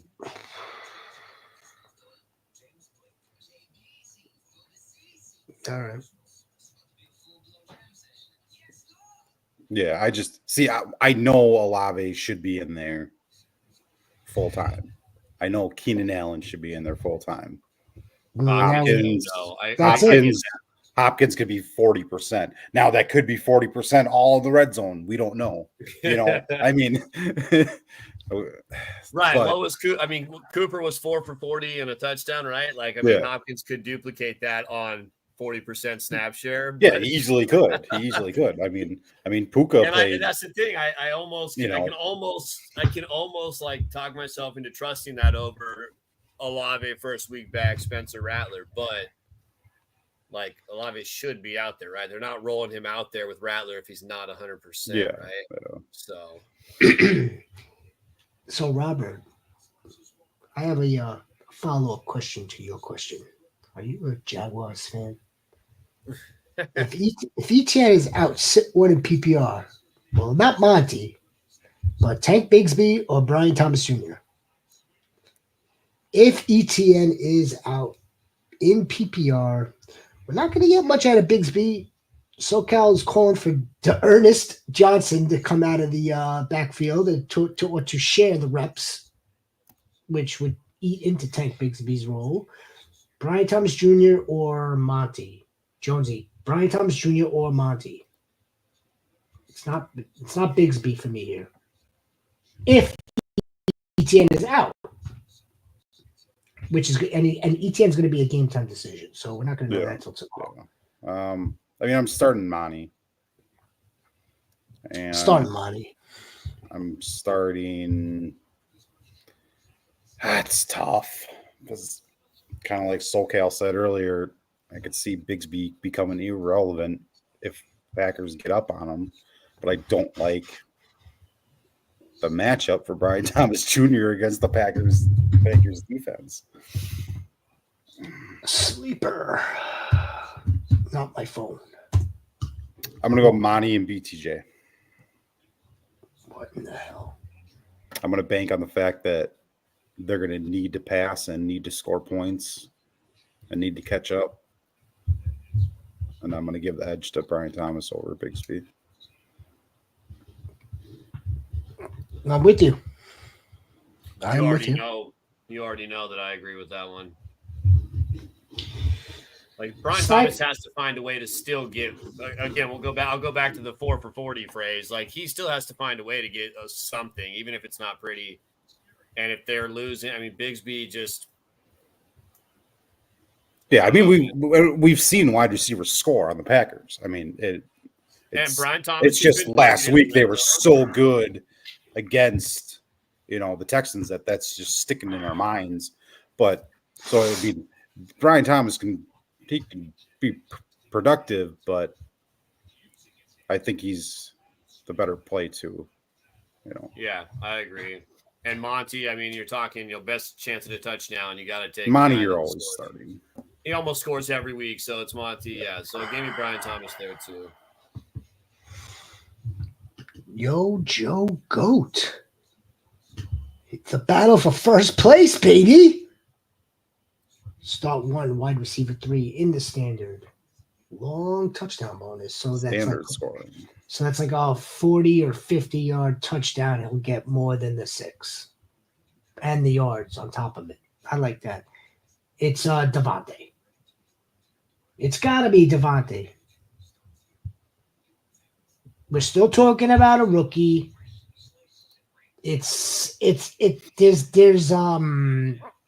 There's potential there for a big play, but what's more likely here?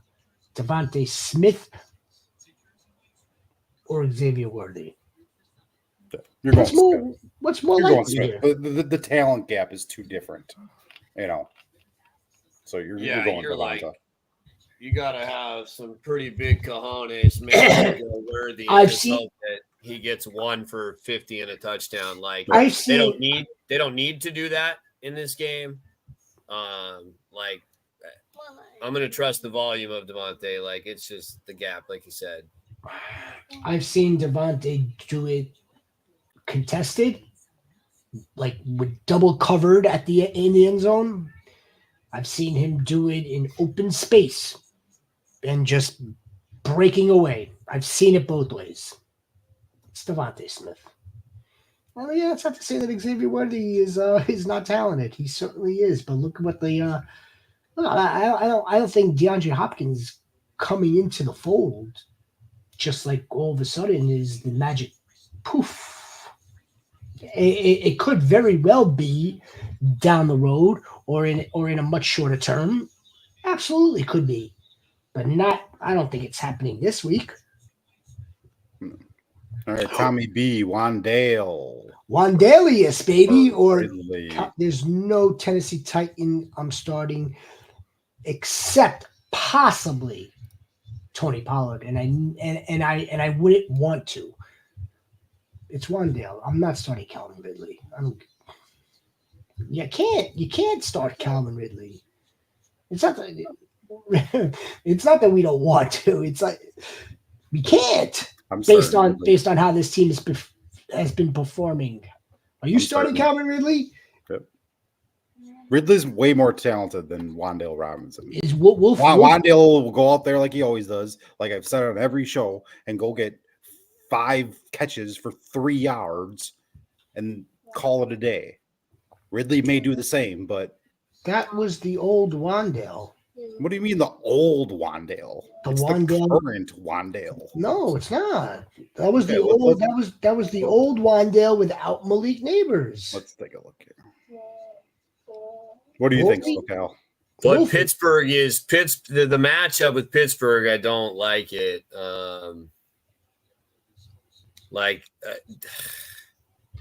Pittsburgh's going to be in Daniel Jones' face all night long. Like missing Andrew Thomas on that tackle side we saw last week, like it's making life very hard on Daniel Jones.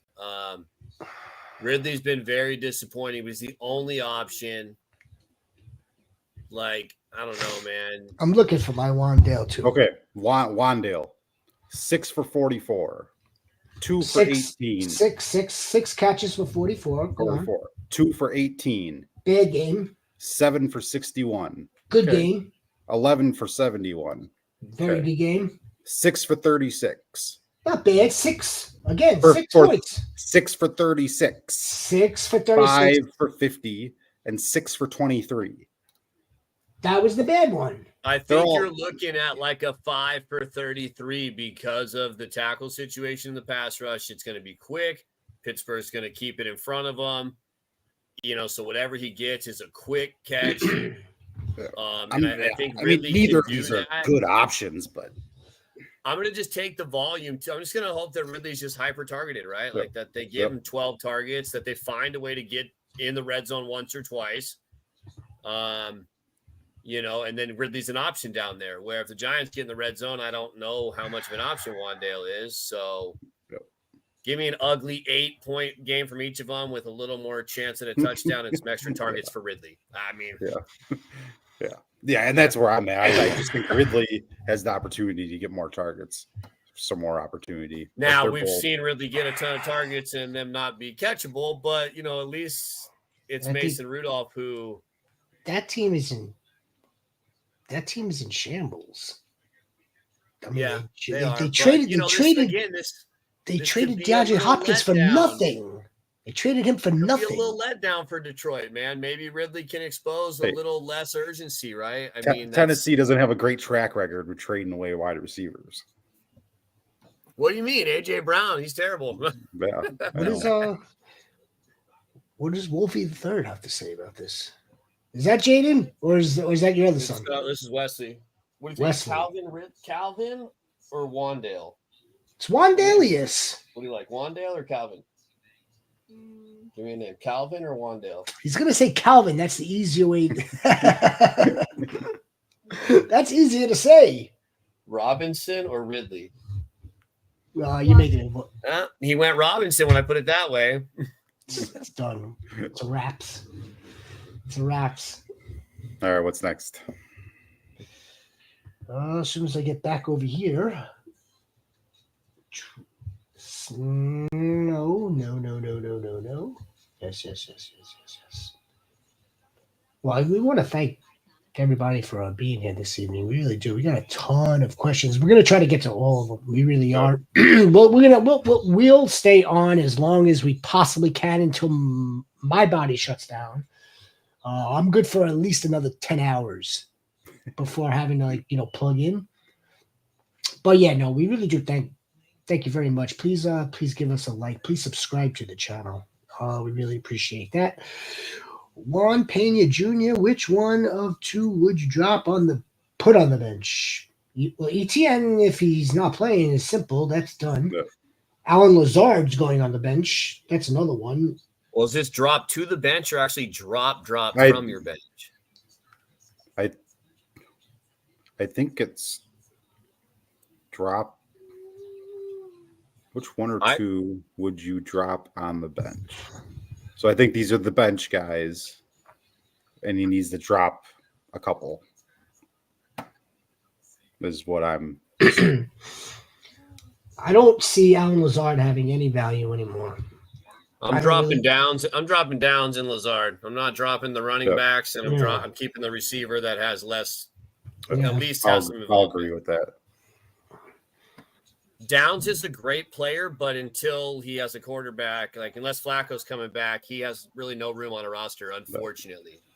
Yeah. So disappointing. Agreed. Downs and Lazard. It's so disappointing. It really is. Boy, would we I could go on a whole new rant. All right, Donnie, starter sit, Brian Robinson Jr. or K. Dotton. Brian Robinson Jr. start 100%, no questions. Running back, no question. Yeah. So.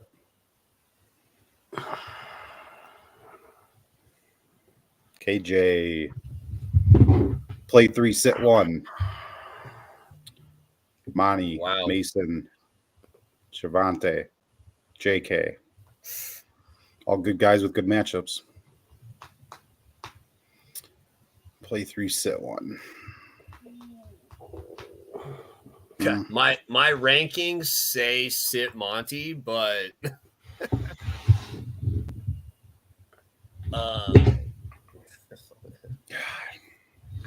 well, Mason's starting. Mason's starting in the PPR. I think Javonte is almost a guaranteed 3 catch. I think Javonte has to be in there with the 3 catches. I don't know how much they throw, but he still gets a couple catches. And Dobbins was bad last week in a good matchup. I think Dobbins is the sit here. Yeah, As much. I mean, to me, are there signs of him slowing down? I mean, they've been working him like crazy, since week one. Well, and had a great matchup last week with Arizona, and he, I was not a J.K. Dobbins truther coming into this year. I knew he would probably start out good like he always does, but long term, it's just coming off an Achilles. I don't have faith with a running back coming off Achilles to have that long-term value. Yeah, I mean, I think it has to be in Javonte. It's a good spot for Dobbins too. I get it, and I agree. I like Dobbins, but it's just hard to sit Monty. And again, like is it possible Detroit struggles to run? Yes, but I'm still going to believe that the Lions are who they are, right? Yeah. Like they're expected to be able to dominate with their offensive line, even in a tough matchup. We've seen it. They ran the ball, down Minnesota's throat. Like they run the ball down everybody's throat. So if Tennessee contains them, cool. I can see that where the spot is, but it's not enough for me. Probably like it's almost a guaranteed touchdown, right? Yeah. Yeah. I guess I'll sit Dobbins. Yeah, I mean it's tough because you look at Chargers and Saints in their current states. You think slow game pace, it's going to be a boring running the ball game, and it's hard to sit Dobbins in that. But and what Javonte, we always talk about fresh, right? What Javonte just did to the Saints and where people viewed Javonte before that game, you're like, oh, Dobbins is gonna eat, right? Like, and he might, and like he could and should, but I mean, and you got to look at the game against Arizona where he should have and could have and didn't. So no shock if Monty doesn't get in the end zone and JK outscores him by a couple points. I'm not going to be surprised, but I'll still go to sleep at night with Monty.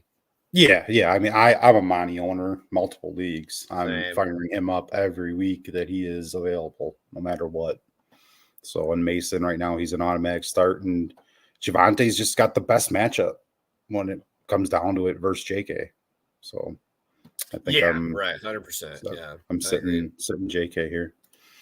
All right, Mel, quarterbacks. We starting Rodgers, Lamar Jackson. You're starting Lamar Jackson. Just Rashad Jackson. Yeah. Mel, you're starting Lamar every week. Every week. He's QB1 for overall and points per game. You're starting Lamar every week. This is the game Rodgers. If Rodgers can't have success against the New England secondary right now, that's not good. But I'm just saying on the Rodgers note, there's no way I'm starting Rodgers. I'm just saying like Wilson and Adams should have big weeks. Like they should have some offensive explosion in the Jets world this week. If they don't, then I'm even more worried about that team. But no world am I putting Lamar on the bench. Adam with Tank Bigsby, Jalen Waddle. PPR. Yeah, I'm going Waddle here too. Sieg? This whole Tank thing is predicated a lot on ETN. I'm going to go with Jalen here. Well, I'm going to assume ETN's out for this question. Yeah, I'm not even thinking about ETN. ETN, I'm assuming he's a game time decision. But on all these things we've talked about, my answers are with ETN not playing. Yeah. Like, does not change my opinion on. I mean, if ETN plays, there's no way you play Tank anywhere. Yeah. Because I don't like the spot without ETN. So I'm definitely going Waddle here.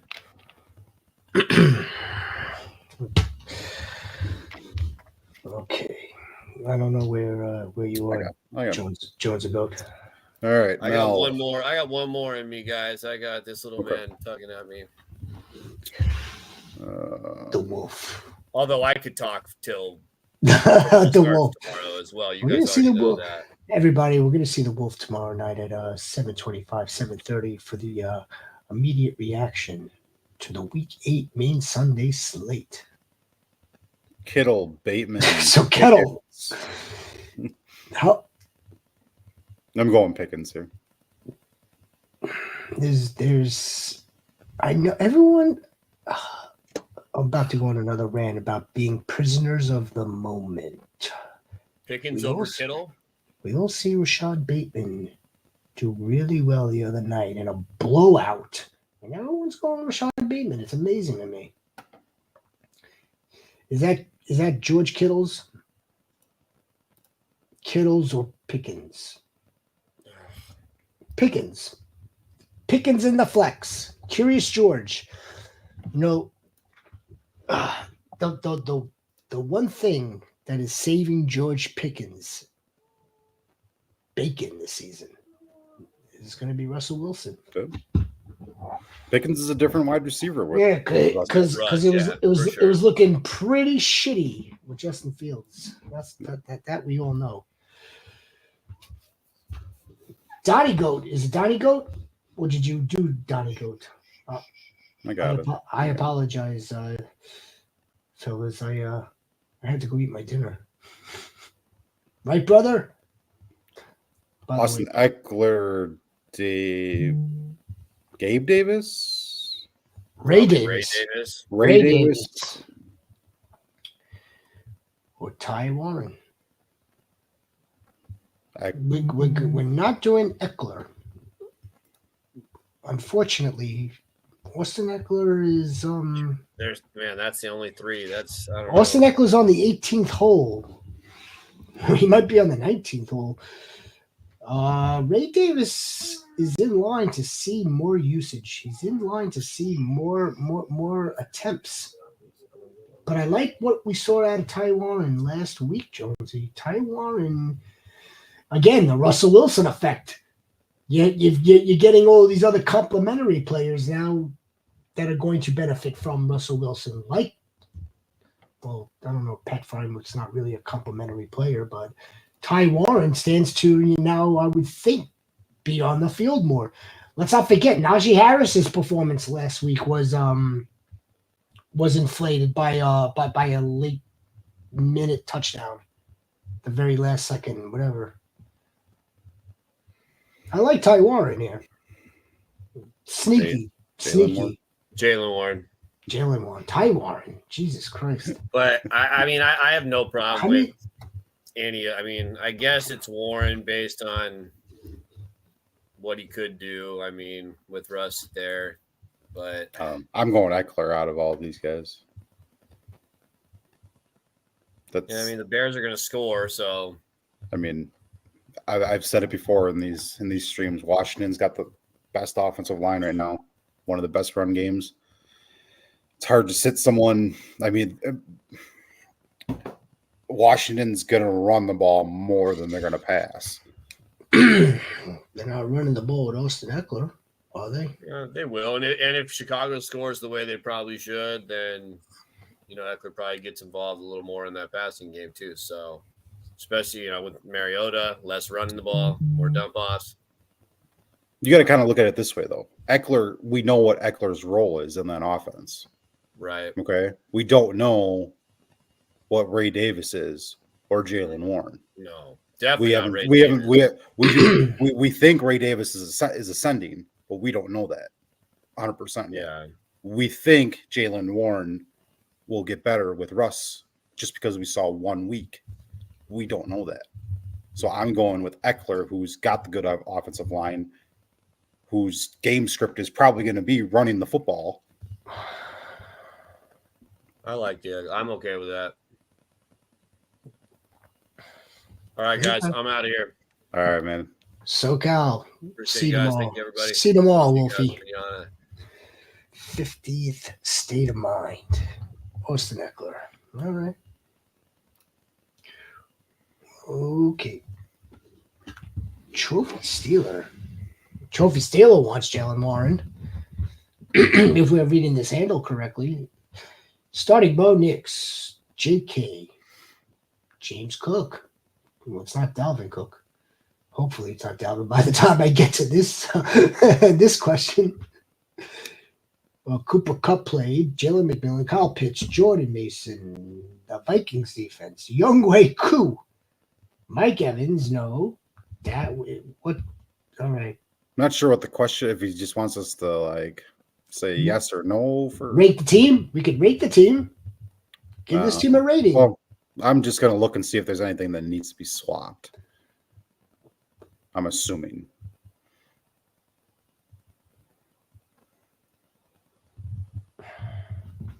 McMillan.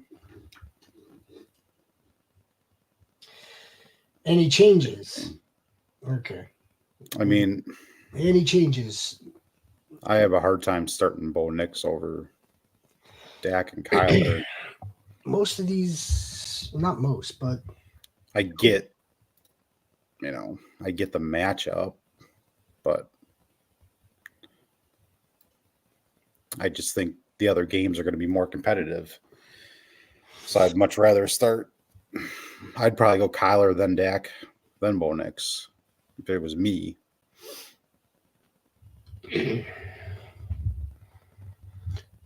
Send it in. Yeah. I mean, and then McMillan. I mean, I'm not starting Rico over James Cook or JK or Jordan Mason. So it comes down to the wide receivers. Kupp's already played. So it's McMillan, Darnell Mooney, or Keenan Allen. Keenan Allen. Yeah, I'm probably going Keenan Allen too, over McMillan. Definitely. I like this one here. Not that I don't like Trophy. Oh, my bad. Well, there. Goats. Best way to support us. Right there. Right there. Thank you very much. Do cornerback injuries for Baltimore's defensive special teams change anything? Pivot to New York Giants, Atlanta, or Carolina? All right, so you're already playing Baltimore's defense. They already have injuries. They're susceptible in their secondary. Yes, is the Giants' defense a good stream playing the Steelers? The Falcons' defense playing the Buccaneers, and there's no Carolina is not an option here, my friend. Yeah. Not an option. But the Giants, however, I think what we're saying here, this is more like brand. Can we remove the Baltimore Ravens brand out of this brand of defense? They have been allowing a ton of points in the secondary. If you've been getting by with that, I'm not sure what they've been scoring for you in fantasy because I don't think I have them anywhere. They're rushing against the rush is top of the league, best unit, but they're giving up a ton of points. The Giants defense, on the other hand, they rank. The Giants defense is 6th against the pass, 25th against the rush. Yeah, I'm playing Baltimore. I'm not trying to get cute with this. You can't. You don't want it because you're used to that's brand. You're used to the brand. It's brand Baltimore defense. You know what I mean? You understand look at this saying, right? They've been horrible against. It's kind of like you said. If you've been starting Baltimore all year, they've been horrible against the pass. So if they're down another corner, it's not going to make that much difference. They're just going to be a little bit worse, But if they've been scoring good for you, I mean, a lot of leagues have different defensive scoring. Yeah, the $1 million question really is. I mean, right? Have you been winning with Baltimore? If you've been winning with them, stick with them. Yeah, I mean, then you're okay, for sure. If this was week, let's just say hypothetically, let's say this was like week 14. And Baltimore is what it is now. And you need to make the playoffs. Then we might recommend going with a streaming defense that has a more favorable matchup. But at this point of the season right now, if you've been getting by, even if you're 3-4, you're certainly not out of it. 4-3, definitely not out of it.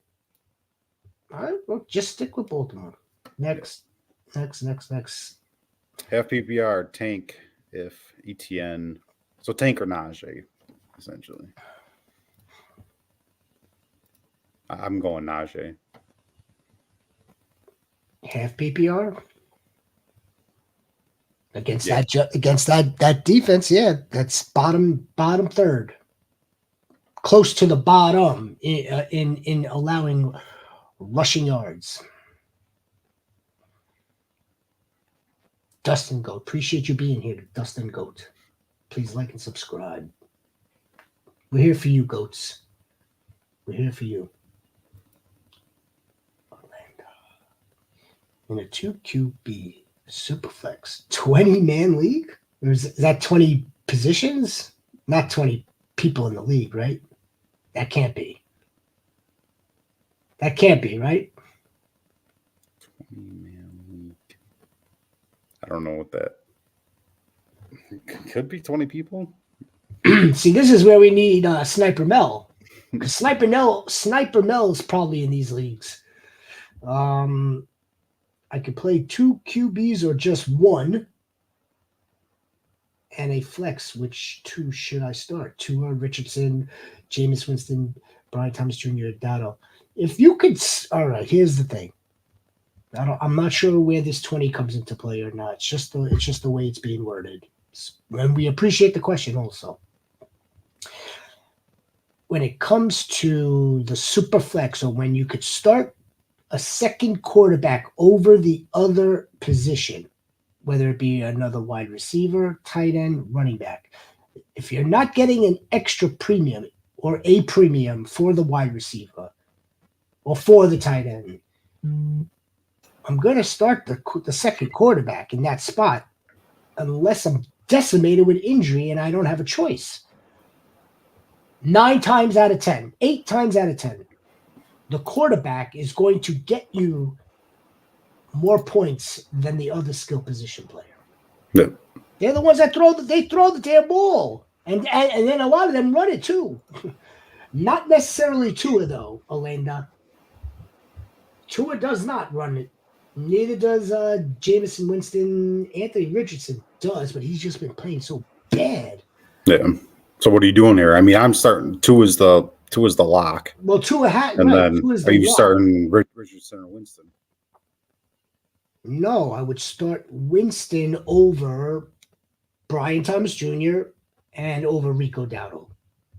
That's how I'm reading this. 2 QB or just one. It's starting 2 of these is what it is. Okay, all right. It's yes, yeah. That's the way I'm reading it. Then it's Tua and Jameson Winston in this particular case. I think over Brian Thomas. Yeah, Jr. I'm not starting Brian Thomas Jr. or Dowdle against the quarterbacks. I think, especially with Brian Thomas Jr. matchup this week. I think this goat happened to have just picked up Jameson Winston with the news this week. Nice move, great pickup. This is a dude that's going to sling it. He's going to throw the ball. He's going to find his receivers as well, something that Deshaun Watson was not able to do on a consistent basis. But it's going to come with turnovers too. He may have a clean game tomorrow, but let's not get fooled by that. No. Are we going to let Russ cook, or are we going to let Cousins cook? 4-point touchdown. I'm going Cousins here. They're both the same, yeah. 4-point touchdown. There's no rushing upside whatsoever out of either of them. Russ scored on the ground last week. Big deal. That's not going to happen often either.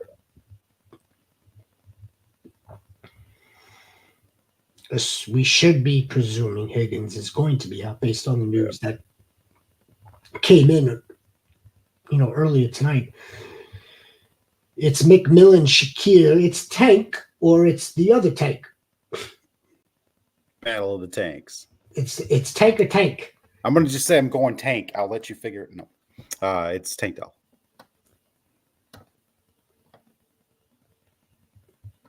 It should have been Tank Dell. Yeah, it's Tank Dell. Paul, go. Come back tomorrow when we're all going to celebrate Tank Dell's performance. And if we have to eat crow, come back tomorrow.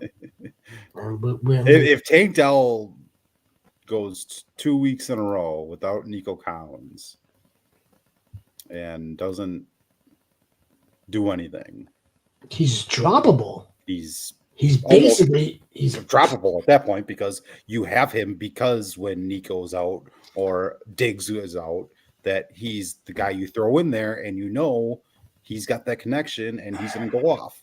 I mean, may not happen every game, but it should happen. You can't even use if he's covering 4 games, 2 of the 4 better be bangers. We can't even use the excuse like, oh yeah, he's better suited, with Nico because Stephon Diggs is opposite him now.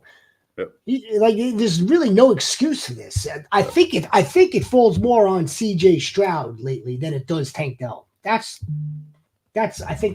I think he's to blame, or the responsibility needs to fall there. Not just Tank Dell. Who's next? Or Waddle? The Penguin in this situation. Yeah, I'm going Waddle here. It was just a little less question mark, The Penguin. Jason, Ramondre Stevenson, Rashad White, Shakir or Jalen McMillan. I have a lot of bye this week. No, there's no buys this week. No, he's joking. He's joking. It's Rashad White. We believe that a ton of volume is going to come his way based on the absence of the other skill position players or the primary skill position players. From there, here comes one of the substitutes in Jalen McMillan or Khalil. I like Khalil here. I'm going to go with Khalil playing the Hawks. I know Jalen McMillan, again, I get it. You did well.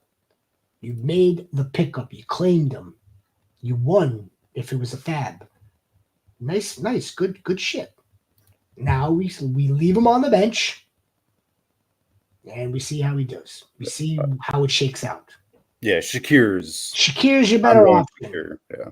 With again, marketably the better quarterback. Although Baker's been playing out of his mind. But me personally, I'm going Ramondre over Rashad White. I just don't trust the Tampa backfield. It's now a 3-headed monster that. Yeah, and the whole wide receivers are out. Rashad White's gonna go play wide receiver. No, he's not gonna play wide receiver. He might be a couple. He's just gonna play check down Charlie. Yeah, but that's if he's in the game. He's gonna be in the game. He played the majority of the game last week. Yeah, Tucker didn't see much action. I just don't trust. I don't trust it now. I don't. Ramondre's got that backfield, and there's no reason he shouldn't be able to do something at least against the Jets. I mean, the Jets haven't been anything great, especially that unit. Again, their rush defense is fucking terrible. Which goat is up? No, we're not. No. That goat? Dell is playing Indianapolis this week. That's why we were so high on him. That's not the only reason why.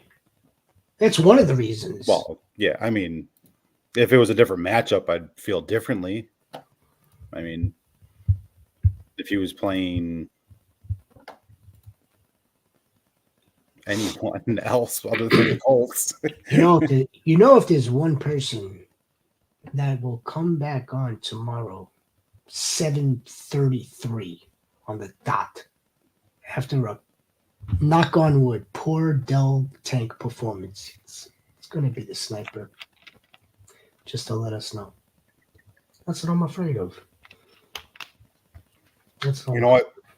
Fantasy advice, it's all about looking at the matchups. It's looking at previous tendencies. You know, we're here to guide you to the best possible solution.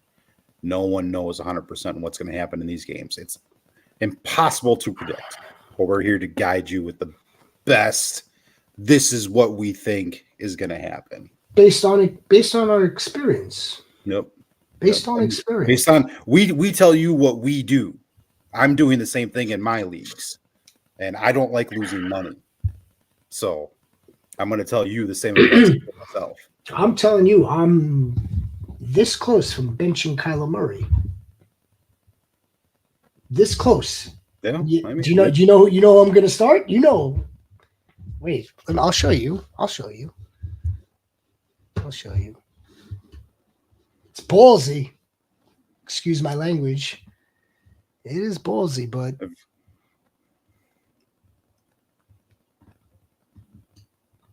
team, come on, man. I got to get better at this. Yeah, you do. Fuck, man. All right, well, while you're doing that, Kelsey or Kraft, I'm starting Kelsey every single week. I know Kraft's been kind of on a good tear here, but I'm never sitting Kelsey. I don't care. What do you think, Sieg? Tucker Craycraft, Travis Kelsey. The Chiefs are playing the Raiders. Terrible. Tucker Craycraft. Packers are playing Jaguars. Terrible. Yeah, but see, here's the trouble with this one. The matchup, as what we would normally do, as you alluded to astutely, like we want to play the matchup, right? The matchup is telling us that the Jacksonville Jaguars can't stop a nosebleed. The problem with this is the team that they're playing has about 5, 6, 7 different options that are viable. But I don't know if I would play Kelsey. No, like Kelsey. Yeah, they're playing the Raiders, but still, he's a shell of himself. Pat is not playing like MVP type Pat. Can Kelsey fall in the end zone this week? Yeah, we think that he can, but don't you think we're going to get a lot more? We're going to get more plays out of the Packers. We're going to get more offense out of this game, right? Where the Chiefs. Again, I'm going to go back to it's the DeAndre Hopkins argument. Like, why do they think all of a sudden the switch is flipped, and now all of a sudden this offense is going to turn into 2021 Kansas City Chiefs? I think it'll take a little bit of time before we start to see them start scoring a little bit, moving the ball a little bit better. I think this team still wants to run the ball. Travis Kelsey's 34, 35. He's not. Okay, but here's my the argument. Here's my argument. I haven't heard. I don't know. Is Juju playing this week? Out. He's out. So D-Hop, let's be honest. D-Hop's not playing 80% of the snaps or something crazy like that. So who is Travis Kelsey? He's going to be out there. He's going to be the underneath guy. McCole Hardman. I'm serious. He was the other wide receiver out there. Yeah. Well, yeah. But you also got to look at it this way. Kraft is scoring 2.4 points per game more than Kelsey.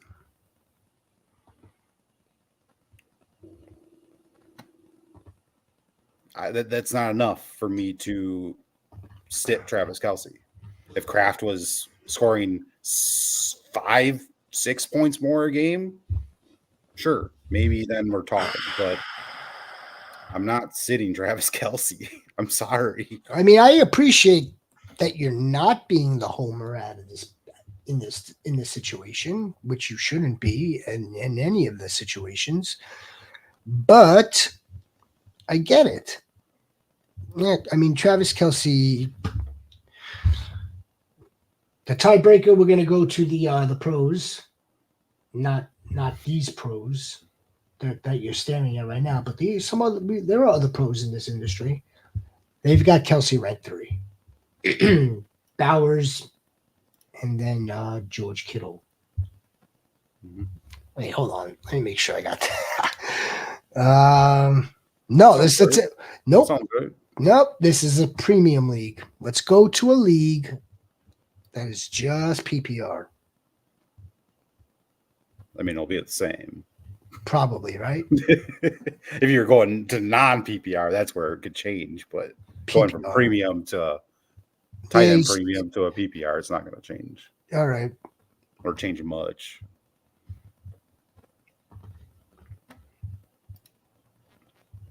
No change. No, let's move. Start 2, Sutton, Pittman, Wandale, Jalen McMillan.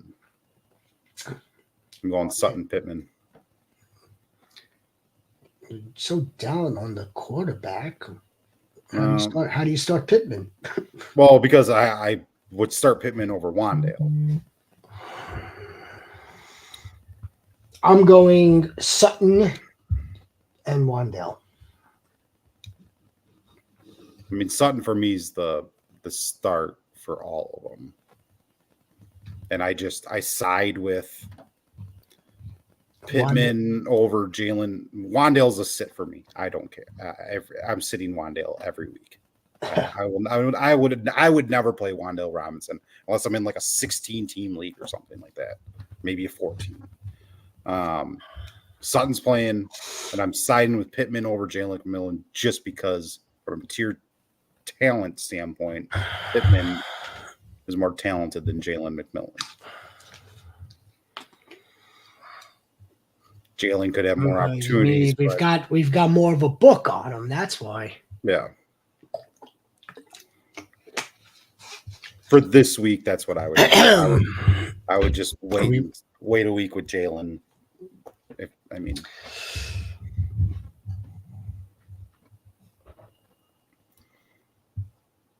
Bears or Chargers?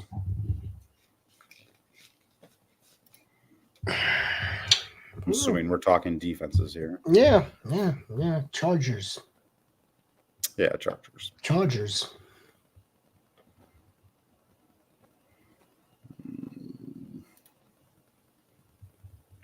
Here's one.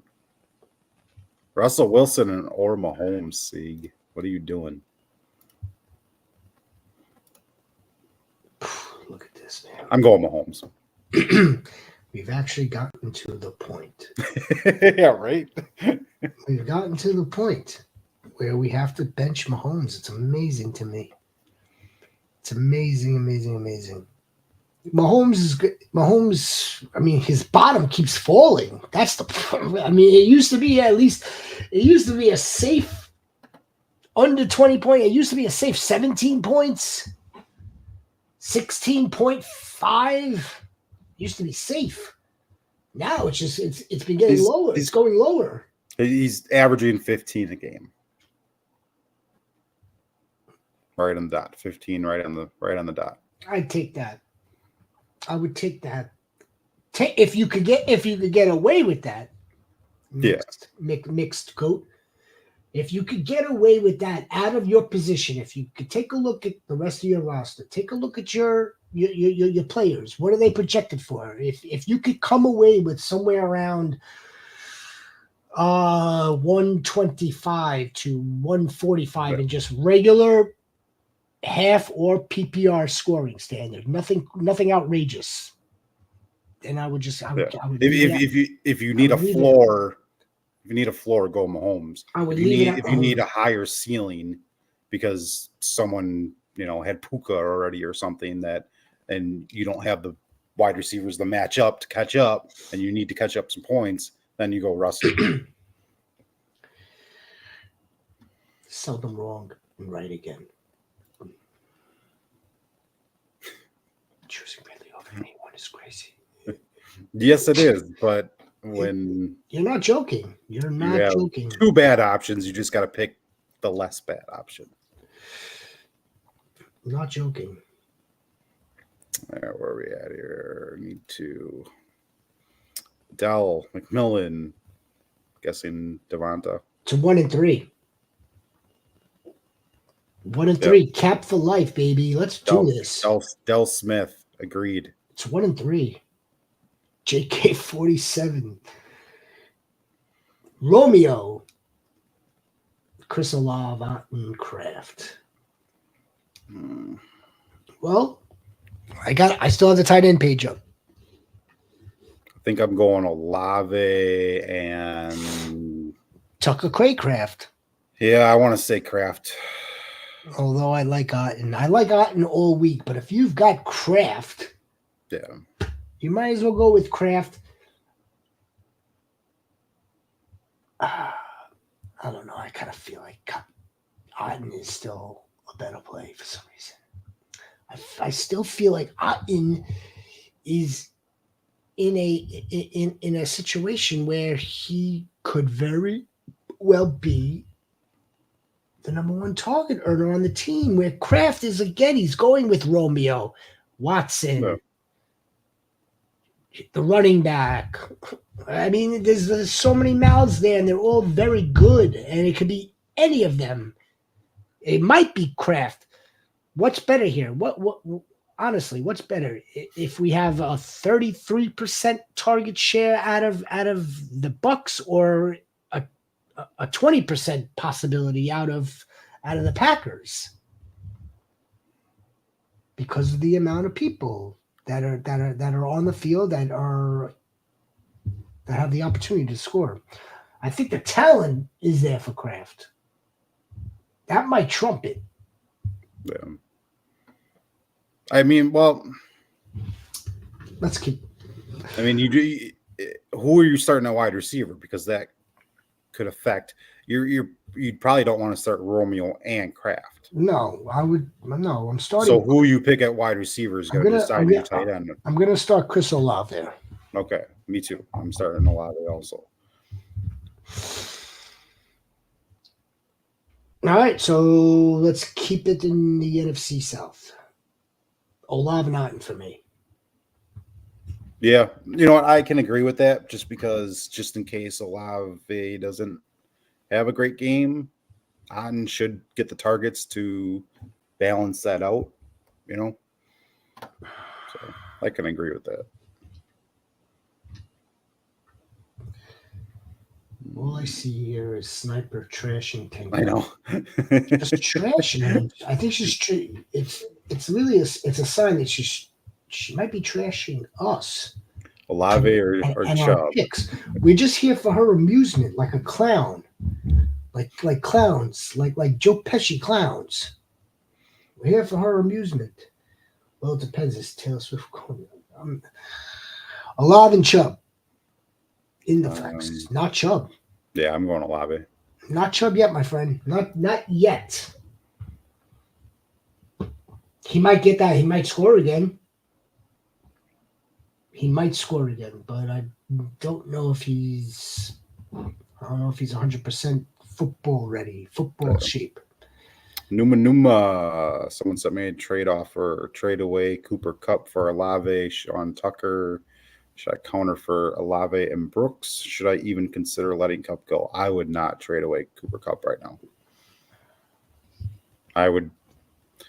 You held on to him this long. Now you're going to reap the benefits of holding on to him. Because Olave, there's too many question marks with Olave. And Sean Tucker, that's a complete question mark. And Brooks, that's an even bigger question mark. There's a chance Brooks doesn't play this year. The only question mark I have with Kupp is the fact that he's at a high risk for re-injury. Okay, but so is Chris Olave this year. You know? So I'm going talent-wise, and Kupp is – I'd rather have Kupp – I'd start Kupp over Olave every single week. And Sean Tucker doesn't move the needle for me, and Brooks doesn't move the needle for me because we don't even know if he's – when or if he will play. Sean Tucker, I'm prepared to say, was borderline flukish, that one game. Sean Tucker. Yeah, I mean, I'm going to give it at least this week before I make a decision on what Sean Tucker is or isn't, But I'm keeping Cup here. I'll keep Cup.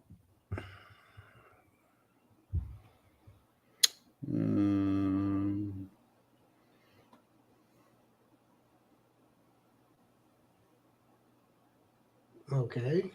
Trying to find. That's all right. I could probably find it. Possibly.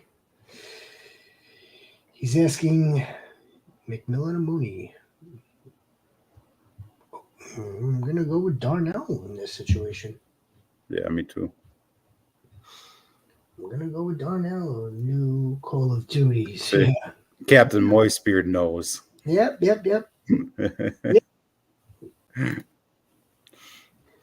Full PPR, start Olave or Wandale. He misses Olave. In this situation, yeah, it's Olave. It's Debo. Quincy. It's Debo. Marvin Harrison Jr., Debo.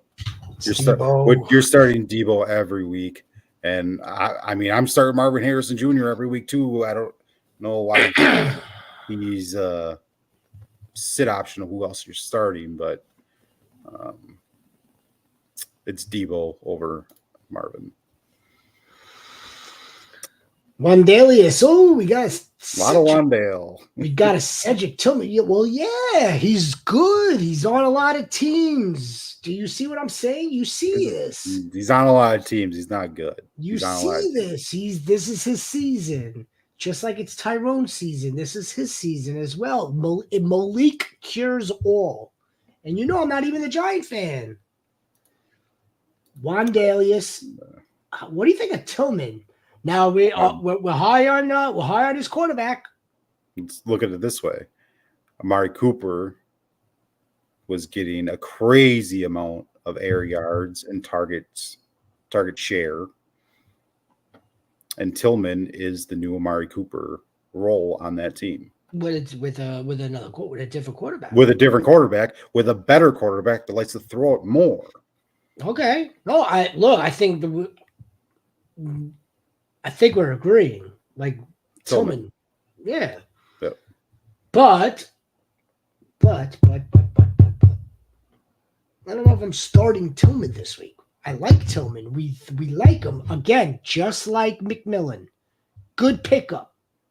Excellent pickup. Are you ready to start with Tillman? These options? Yes. I think I'm going to go with especially because they're playing Baltimore too, who they're going to have to pass against, who they can pass against, and Tillman's their best option to pass to, other than Njoku. I think Jalen Warren is a better option than Tillman in the flex. If this is a flex, this is a flex. This is definitely a flex. Yeah, it would have to be a flex if you're debating. I'm going with I'll go with Jalen Warren, although I like both Tillman and I like Wandale. Another trade.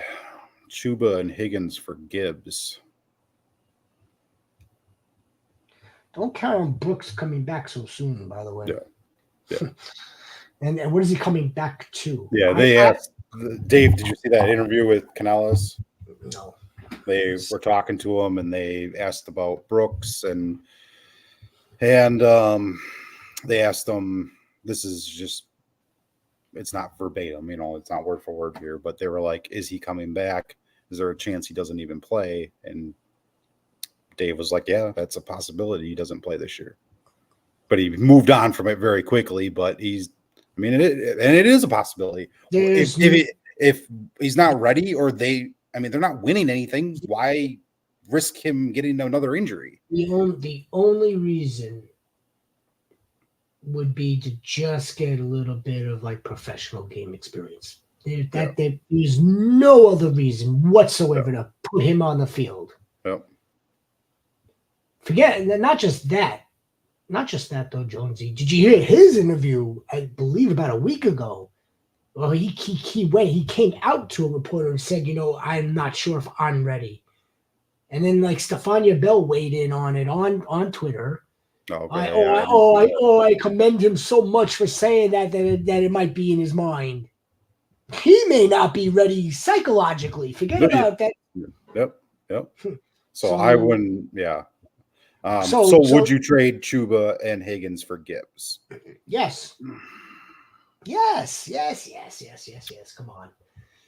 I know Chuba's playing well, and T. Higgins is just again up and down, on and off the injured report.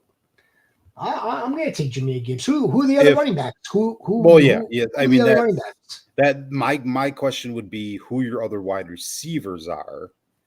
If you lose Higgins, what are you looking at? Because if you've gotten by and you're okay and you're a 1-loss team, 2-loss team, and Higgins is really just a luxury for you at this point, I'm doing the trade because I'd rather have Gibbs than Chuba. Imagine he's acquiring Gibbs, which was a first-round pick. Not necessarily at this point. It's not showing up that way in the box score. However, he must have another RB1 where Gibbs is just going to slot in as the RB2 on his team, or even better, maybe even an RB3 flex. I think that's the way I would look at it. Yeah, I would want Gibbs here. Yeah, if you can get by without Higgins. And yes, if you're healthy at wide receiver, also has got to be. The healthy at wide receiver is the more important thing because you're okay with Chuba as your RB2 right now, and so you'll be okay with Gibbs as your RB2. But you need to figure out if you can lose Higgins or not. Purdy, Smith, or Stream Nicks. Bo Callahan. It's the Bo Callahan craze. I'd probably still go Brock. I'm going to go with Brock Purdy still. Gino. Over Brock? I haven't had a lot of faith in Brock lately.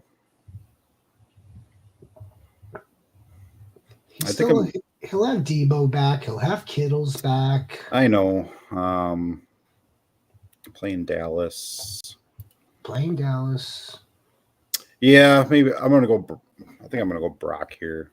Still go Brock here. Yeah, it's close. It's pretty close. Yeah, it's close. It's close.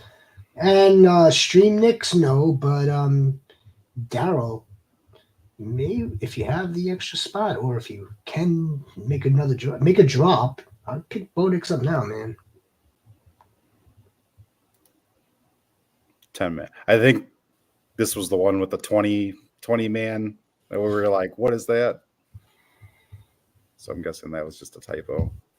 10-man league with a Superflex. That's interesting, right? No, trash and Dell. You don't normally see that, right, Jonesy? What, 20? 10. It's a 10-team league Superflex, right? Yeah. Alenda Wilson, Alenda Goat. That was a Superflex type of question, right? To start the second quarterback. No, never mind. That's how I know it might be time to wrap it up for the yeah, we're getting there. All right, would you pick up Pop Douglas and drop Jennings or Mooney? I would not drop Jennings. I would maybe consider Douglas for Mooney, but it's not something that I would be rushing to do either. Betcha, this is a 10-team league. Quincy Goat. What is Darnell Mooney still doing out there? And Jennings. It's amazing to me. You could play. No. He has Jennings and Mooney. He wants to pick up Pop. I wouldn't drop Mooney. You could drop Jennings this week. No, Jennings will get scooped up. Jennings is more valuable long term than Mooney is. Pop is questionable on what he could be the target guy there. And to me, that could move him in front of Mooney rest of the season.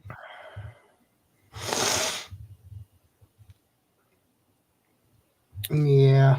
But to me, I'm probably just holding where I'm at with Jennings and Mooney. I mean, if it was me and I really needed to make a move, I would drop Mooney, I think, and pick up Douglas. But I don't think it's like an imperative thing you have to do.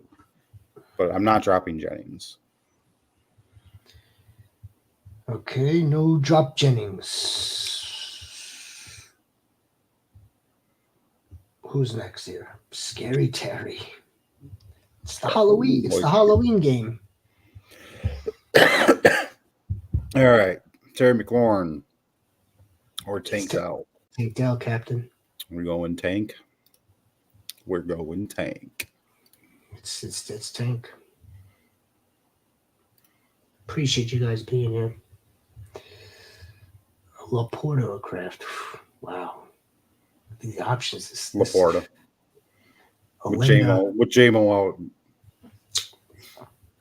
Alenda got some nice tight ends, although Laporta hasn't been playing that nicely, but he's going to this week.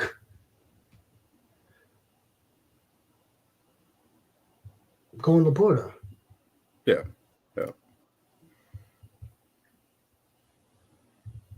Daniel Jones? Is that the Daniel? I'm assuming. I mean, if it's Jaden Daniels, you're playing Jaden over Gino. But if it's Daniel Jones, you're playing Gino over Daniel Jones. That's it right there, Quincy. Start one running back. A-Chain Hunt. I'm starting Hunt. Well, no. Yeah. No, I'm going to start Devon A-Chain. We're going to start the Dolphins. We can't veer off. Devon A-Chain is involved in the passing game on this team. Yeah, but okay, all night we've also been saying that Patrick Mahomes isn't going to be Patrick Mahomes because they don't need to throw the ball. No, that's not the only reason why we're saying that. We're saying that he has no other weapons.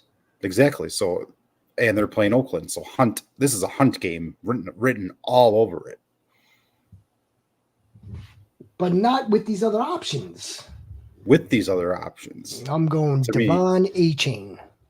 Dolphins have Tua, Waddle, A-Chain. Yeah, and a lot of points scored. Yeah, a lot of extra possessions now that we are expecting back on in the game flow, in the game script. The Chiefs. I can't sit. We're kind of talking about like apples to oranges almost. If we believe that we want Hunt because they've readjusted, recalibrated their offensive philosophy, so to speak, because he doesn't have any passing weapons, or not that he doesn't even have all the passing weapons.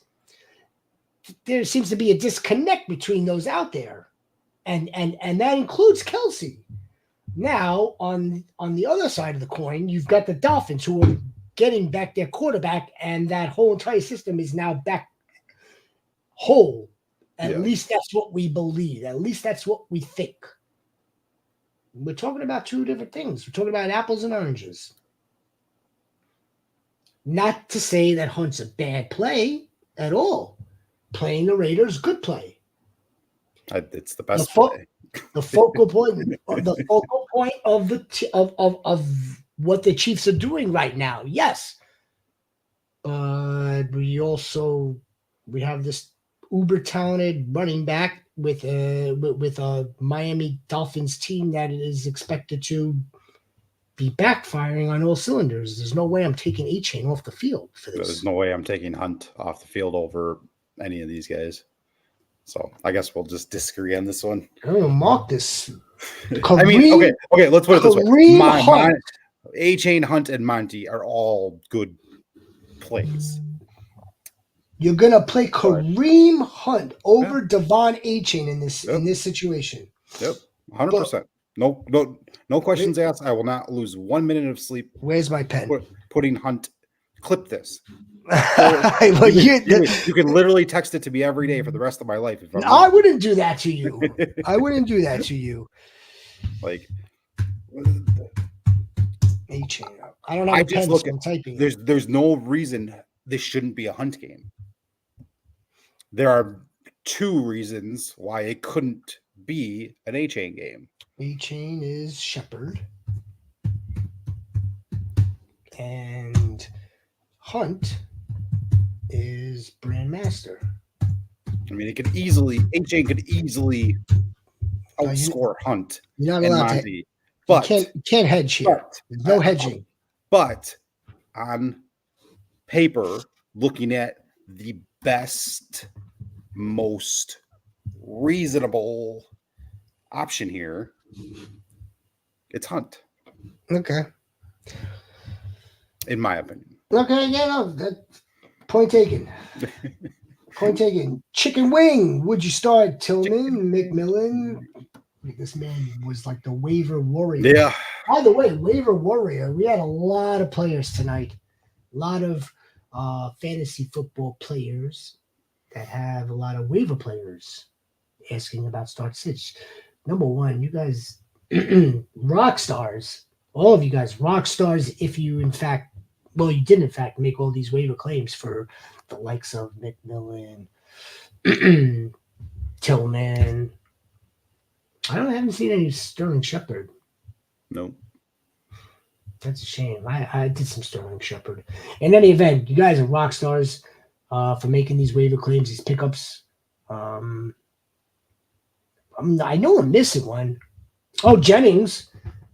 Jennings Jennings might have been on. Jennings was an early ad, a drop, and then an ad again.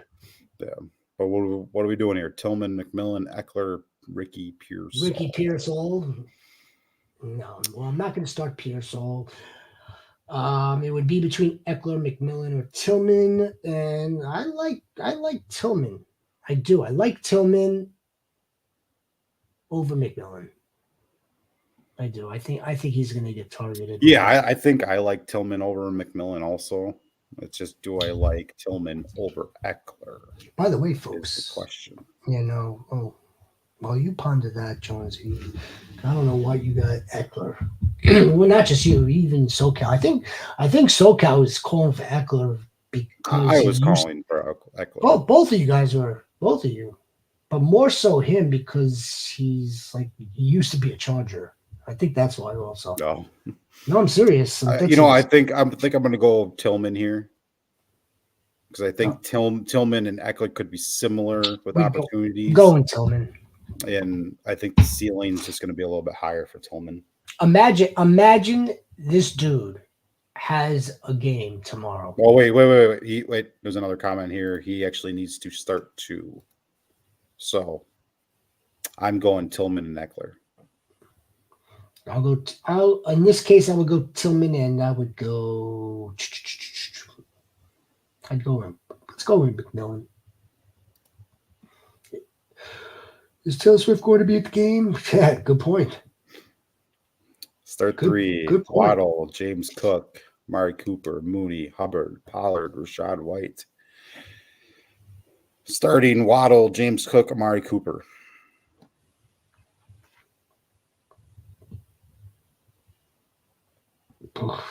Brutal. Well, not brutal. I mean, it's brutal. It's a good brutal. It's a good brutal here. Let's go with Waddle. Again, if we're gonna be on the Dolphins, the team is whole. The team is whole. We're gonna presume that this team is back, firing on all cylinders. That means wide receiver 2.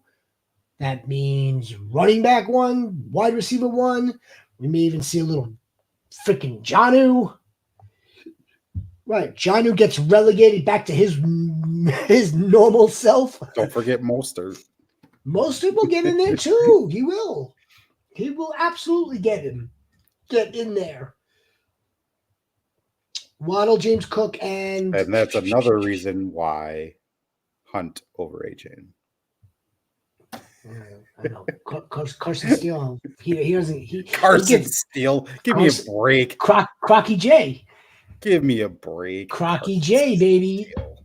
There's another way. There's someone else there too. Who else? Well, CEH is, Oh yeah, that guy. But until he does it, Crocky J. Don't forget about Crocky J. I'm gonna get a Crocky J overlay. All right. Like I said, I'm starting Waddle, Cook, and Amari Cooper here. Sold.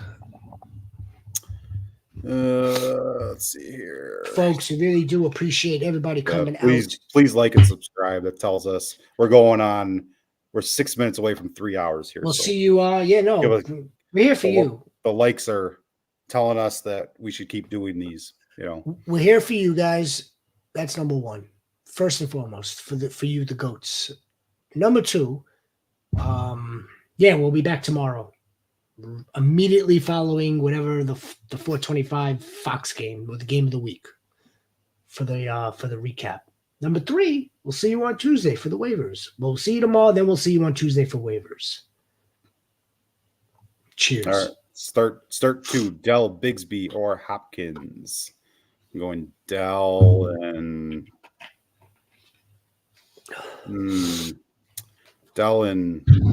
Bigsby. If ETN's out. Tank and tank. Yeah, I'm going the dual tanks. If ETN's out. If ETN is in, I'm going Hopkins over. Yeah, you got to monitor that. Zale. I'm not going to try to pronounce that goat. I'm sorry. Brayrock. Should have traded Jordan Mason. Yeah, you better do it before tomorrow's game. I would do it. I would trade Jordan Mason before he kicks off, my friend.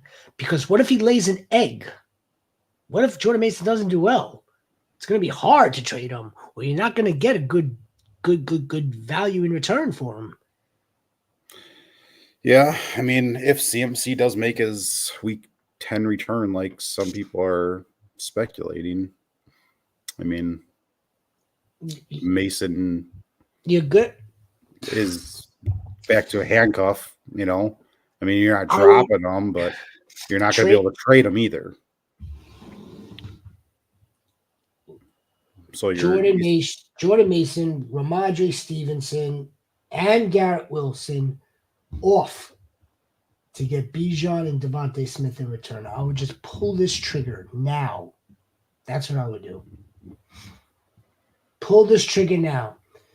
Jonesy, I didn't even tell you about the pending deal in one of my home leagues, one of my main home leagues for sure. It involves Garrett Wilson. Let me say this quick to Brayrock here. If you own CMC, you're not doing this trade. You're keeping Jordan Mason.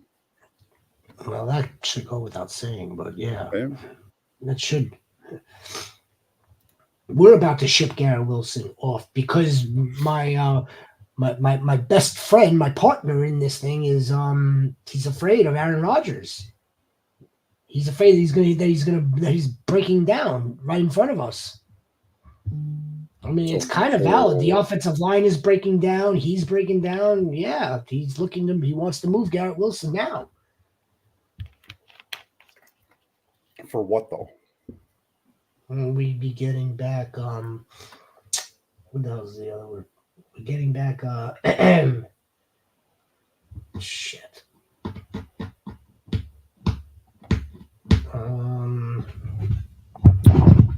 It's pretty even. Oh, we're getting Xavier Worthy, but that's the extra player. It's Xavier Worthy and DK. We don't have DK. We don't have DK this week. You're getting DK in the trade? We'd be getting DK Metcalf and Xavier Worthy and sending off Garrett Wilson and one other dude. Yeah, it's a 2 for 3. Yeah,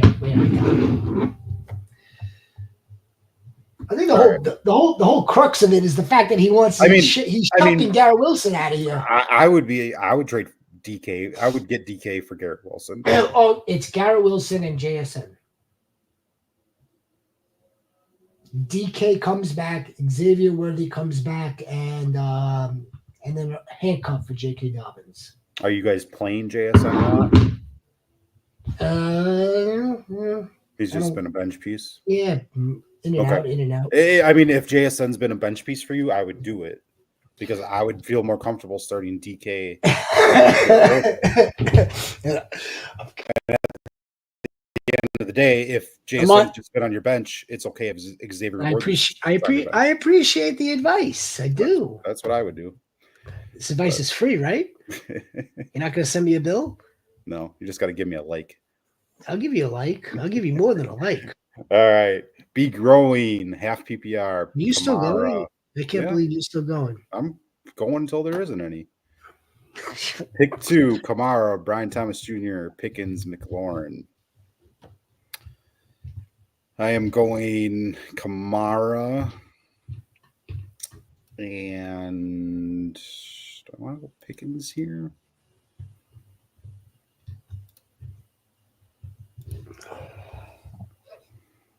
I'm going to go Pickens here. I'm going to go Kamara and Pickens.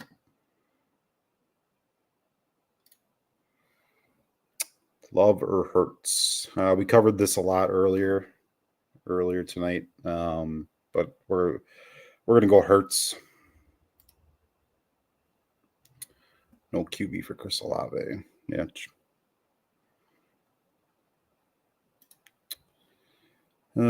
Start sit, full PPR, 12-man, 2 wide receivers, 2 running backs, 1 flex, 1 tight end. All right, 2 wide receivers.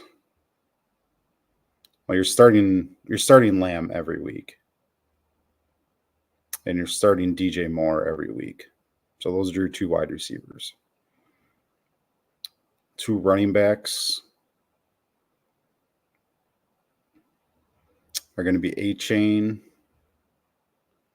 and I'm going to go Rico here. And then your flex. I'm going to go Olave in my flex. And then tight end, I'm going Andrews. Chicago D or Ravens D? Ravens D.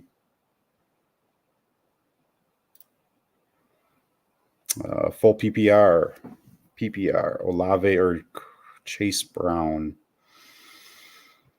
I'm going to go Olave here.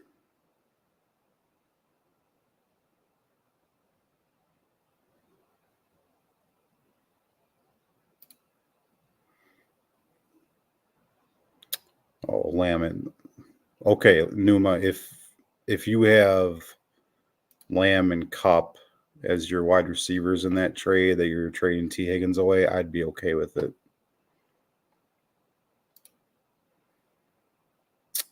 Start 2. Ladd, McConkey, Ridley, Pittman, Chase Brown. I'm going to start Chase Brown would be 1. And I'm debating between Pittman and McConkey. I'm going to go Chase Brown and Pittman.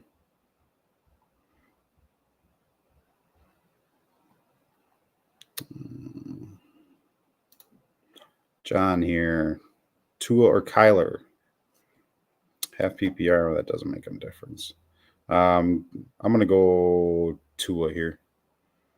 Kyler's just been up and down. I don't trust him fully right now. Romeo Dobbs, Pickens, JSN, or Stevenson. I'm guessing pick 1. I'm picking Pickens. Komet or Kincaid, half PPR. I'm going to go Kincaid here. I think with Amari Cooper, I think Kincaid's going to get opened up a little bit more. And I've never been a Cole Kmet guy. I've never been able to trust him. I know he has big games, but I just never trust him on a consistent basis. I'm always going to start Kincaid over Cole Kmet. Kirk Cousins or Anthony Richardson. I'm going Cousins this week. Mostert, Warren, Chase Brown, pick 2. I'm going Mostert, Chase Brown.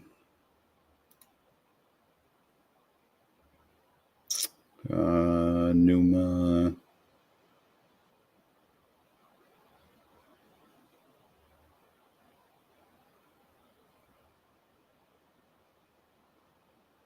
Chupa.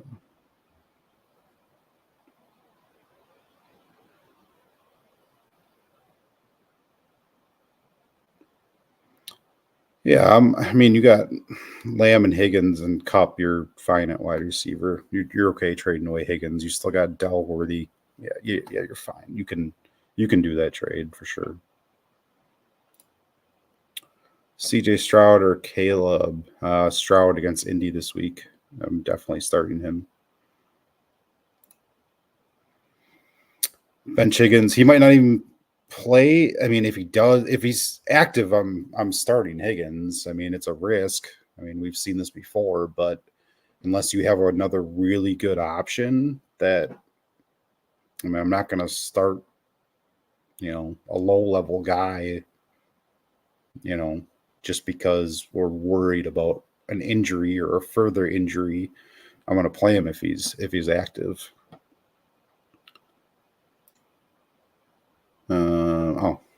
Here's the options: Watson, Tolbert, Downs, Odunze. I mean, if Higgins is active, I'm starting Higgins. Watson he's a big play guy. I mean, it'll be as much risk starting Christian Watson as there is starting T. Higgins with an injury. Tolbert, Downs, same thing with Downs. Odunze, I mean, he's had one good game, but he's still not the top option there, or even top option. I'm starting Higgins over all of these guys if he's active. Trade Ramondre Stevenson for Kirk. I feel like a strong chance Kirk gets traded and his value will go up. I mean, he could, but he could also get traded and his value goes down. I mean, just depends on where he goes. I mean, if he goes to Oakland or if he goes to New England, are you still going to feel better about him? Probably not. I mean, best case scenario, he's, in the similar spot. I'm gonna hold on to Ramondre.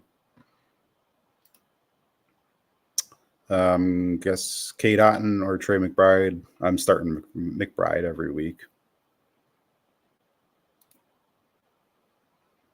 Ferguson, Laporta. Starting Laporta. Jamo's on that suspension. We should see an uptick in Laporta. Should I drop Vidal? No. Do not drop Kamani. JK, we know his injury history. I mean, I've been screaming for Vidal since May, probably. He is a hold. And if you have McBride, yeah, it's okay to have Hunter Henry too, but I would rather have a high upside running back if he gets that opportunity than having a tight end that is just going to sit on your bench other than his bye week.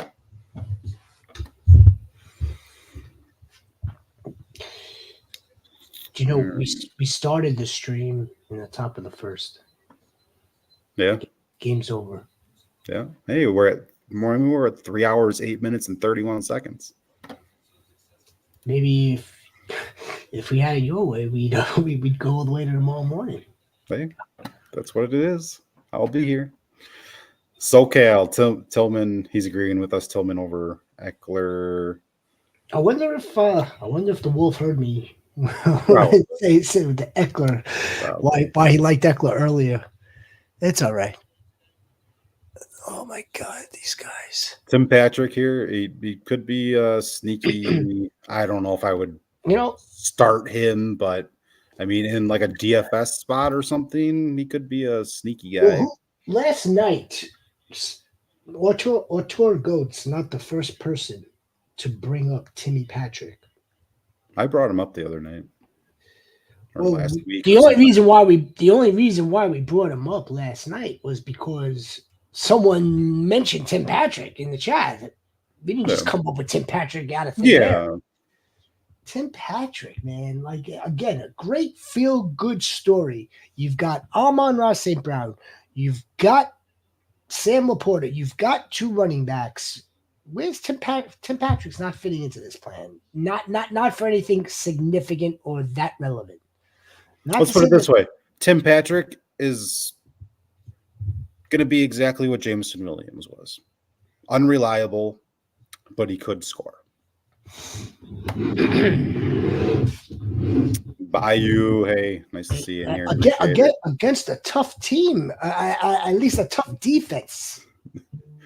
Look at this. You're not starting Tim Patrick. I mean, in a normal league, so, unless you're in like a 16-team league, you're not starting Tim Patrick. Here come some of these posts that we mentioned in previous weeks regarding Schefter late night. Well, yeah, my phone's been going off. Debo is expected to play.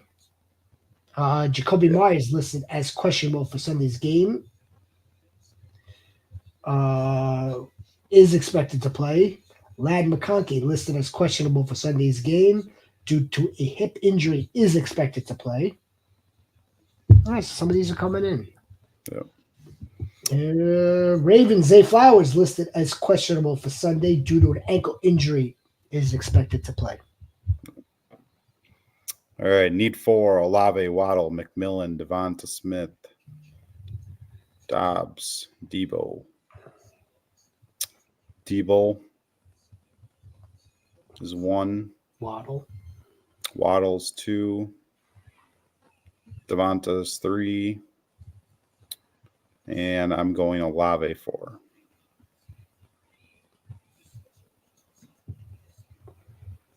Dobbs. Is that Romeo? Yeah. No. Do you do that, Vic? Or, I mean, if you don't agree with me or something. No. Keep going. Okay. That's those 4 are good. Appreciate the words, Daryl. Thank you for coming. We appreciate all you guys. This is why we do it. Brand new channel. Any changes? We're heading into week 8. Well, yeah, this is week 8 for us too. Week 8, baby. Plenty more. We won't stop when the season's over either. I think we did this question already. From the trophy stealer? Yeah. Yeah, we did. Yeah. I believe we did. If you're still in your trophy and you missed our answer because you left or something, just write another comment and we'll revisit it. The Auteur Goat. Auteur. Let us know one way or another, whether it's here in the chat or in the comments. Let us know if I'm pronouncing your name correctly. The goat part I got. I mean, I would say it's Auteur. Auteur. Auteur. But you're used to that. You're used to that type of like French accent, aren't you? Over there. Yes, you are. You've got an au clair. Yeah, I mean, that's why you're used to it. Come on. You want to watch something? You want to watch something funny with Wisconsin city names? Go watch. Just search on YouTube. Just search Packers Super Bowl, like city names or something like that. And because someone went around at the Super Bowl, and we're asking people to pronounce names. And I mean, it's probably funnier if you're from Wisconsin because you know how it's supposed to be. But it's just there's some strange. You know the sniper left. She would have been chiming in all over the place. Yeah. All right, need a wide receiver, running back, and flex. A-Chain, Swift, Adams, Moore, Caleb, or Brock Purdy also. All right, running back, I'm going A-Chain. Just for you, Sieg.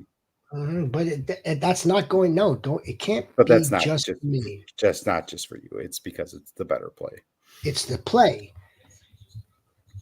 Wide receiver, I'm assuming Javonte Adams and DJ Moore. To me, I'm going out of these three. I'm going A-Chain, DJ Moore in your wide receiver, Javonte Adams in your flex, and then I'm going Brock Purdy over Caleb. The monkey goat. How about Goat King? But since his name is Monkey King, we're gonna call him Monkey Goat. Monkey Goat.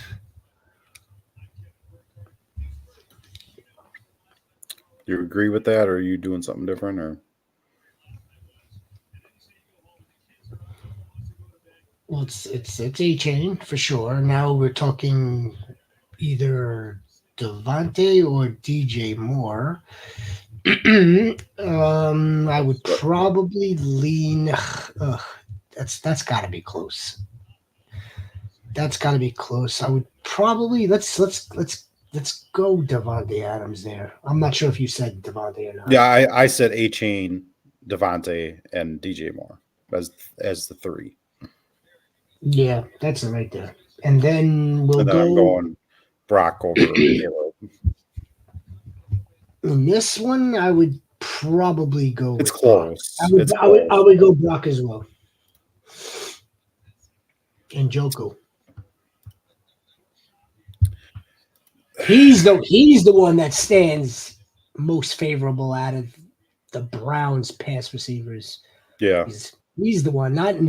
We like Tillman, where we would not be surprised if we saw Judy find the end zone, but we think Njoku is the one that's really going to be like the one that gets all the work there. Njoku's he's got to be a top 5 tight end right now. Oh, you're SoCal. I responded with Eckler comment because I heard you speak. I know he did. I know this. Njoku's tight end 4 on the week. Ingram is tight end 5. I'm gonna go with Njoku. Yeah, they're both top 5 tight ends this week. Brock Purdy, we just answered that with another person. I think we're almost Higgins, McConkey over him. I'm playing Higgins if he plays. That's probably gonna be a game time decision, considering we haven't seen him in this round of texts. Ooh, here's one. You going Baker with no wide receivers, or are you going Drake May? It's not that he doesn't. Baker.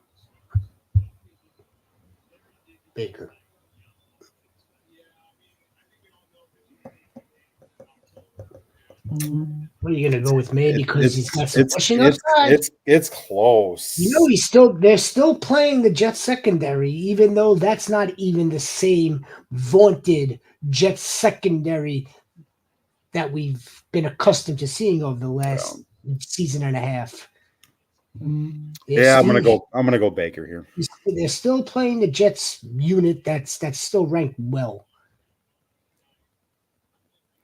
One flex PPR, Jalen Waddle, J.K. Dobbins, or Njoku. I mean, I'd ask who your tight end is. That Njoku would be the flex. I'm assuming both people in this situation say they have McBride or something. But you go on Jalen Waddle or J.K. Dobbins or Njoku.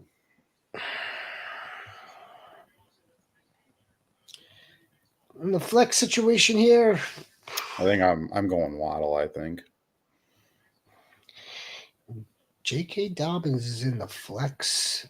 Yeah. J.K. Dobbins is going to be his RB3. That's not bad. It's not.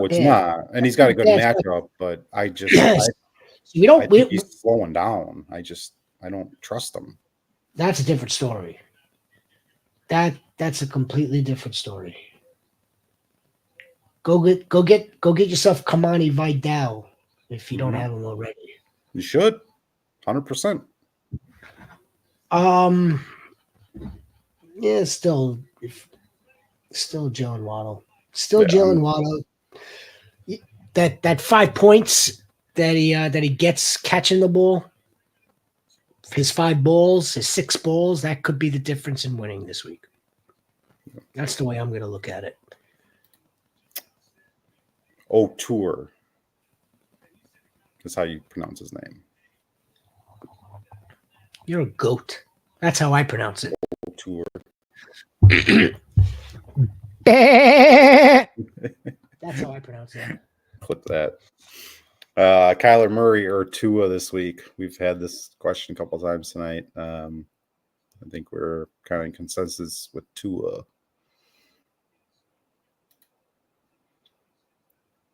I know that.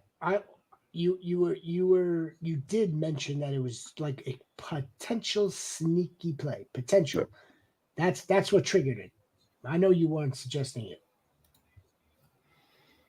Kareem Hunt or Malik Neighbors. Mario Goat. Where's it say flex? Well, it's got to how you starting a running back or a wide receiver in a non-flex.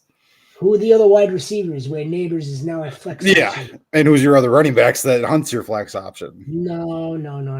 Hunt's I mean, the Hunt one I could understand because he was a... Who are the other wide receivers, Mario, where Neighbors is the flex option? That's what I would like to know before we call it a wrap for tonight. Yeah. We'll give him a minute and playing Higgins. Yeah, definitely rolling take Dell. Yep. Chubb or Bigsby. Assuming ETN is out. let's say ETN is playing. Well, if ETN's playing, it's Chubb. Is it still? That's a tough one. If ETN is out, there's no debate here between one or the other. It's Tank. Yeah. If ETN is playing, I'm going Chubb. I don't like saying that, but I'm going Chubb just because I believe he'll get more opportunities. I think I would go Tank. We're gonna stay on theme. I think I would go Tank against the pack. Middle of the pack in defense. You know? But yeah, Tank is, again, he's also game script dependent. He is. The Jaguars, we don't expect the Jaguars to be winning in this game. I mean, Nick Chubb is game dependent too. Both these guys are similar in game script dependency. Do you have another option? Probably not. Is there? There's got to be another option. Can't be just these last two. Maybe it's these last two. I think I would look. We know who's got the more talent. We know Chubb is. We're waiting for him to come back. I don't think he's back yet. Not based on last week. We know they got him into the end zone on a feel-good story. Things had to align in the right way for him to get that touchdown, and then that was the end of it for him. Yeah. I'm going to go with fantasy points. He put up 10 points for you. That's not winning you a fantasy matchup. Yeah, but I'm looking at they gave Chubb 11, 12 carries, something like that last week. Yeah, that's on his first week back. Yeah. So why wouldn't they give it? That should be his floor now going forward. We were wondering what it would be. I think his floor is going to be 12 carries. So I'm looking at him game script allowing getting 15 carries probably. Yeah. And if ETN's in, is Bigsby going to get that? I don't know. You know, Ashant's already asking for the call. You know, You know, a shan't goat is looking for the call, asking for the call. I'm calling Chubb if ETN is playing. No, we have our third option. We have a third option. Oh, Tracy. The call. Are we going to make the call, or are we going to stick with Tank? I think No, in all honesty, I think I'm still it's keeping my.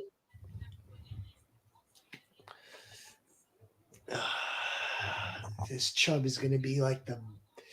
It's going to be annoying for at least another week or two. A thorn of but okay, annoying until we figure out. Okay, Chubb's not back. He's not the same runner. Jerome Ford is still heavily involved, and Dante Foreman's still heavily involved. And then what? Then we're costing our goats potential earnings, potential winnings. Yeah. Well, I mean, if Jerome Ford's playing, that's a maybe adds to it. Is he playing this week? Jerome Ford's playing. I'm not even going to look. I am.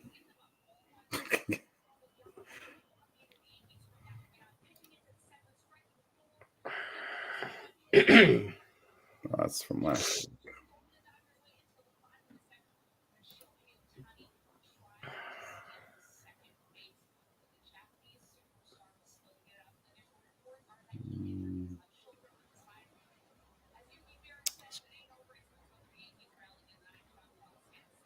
I don't have any good information right now, and I'm not going to hold this up anymore.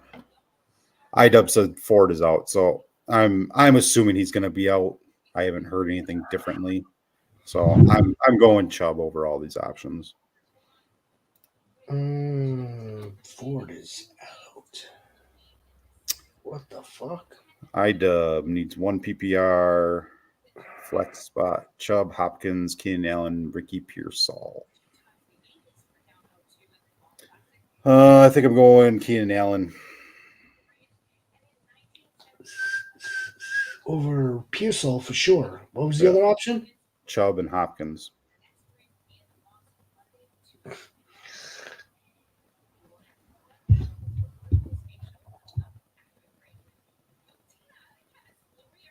Need one. Keenan Allen. Yeah. Keenan Allen. 7-0. Congratulations. Barkley, Henry, Kamara. Playing like a goat, man. Playing like a Zach goat. Charbonnet. You're in the right place. Singletary, simply for insurance. Singletary, I would probably be okay with dropping for Kendre Miller if he's available. I wouldn't drop Charbonnet. Just because I think Charbonnet, there is no handcuff to pick up for Barkley. There's no one that you need to, in my opinion. Henry would be Justice Hill, but you got Keaton Mitchell's 21. I don't think he's going to be anything. I mean, he's got to get back. He's got to get active before we worry about what. Yeah, but what the B GOAT is asking us now, being in the driver's seat and most likely heading right for the chip.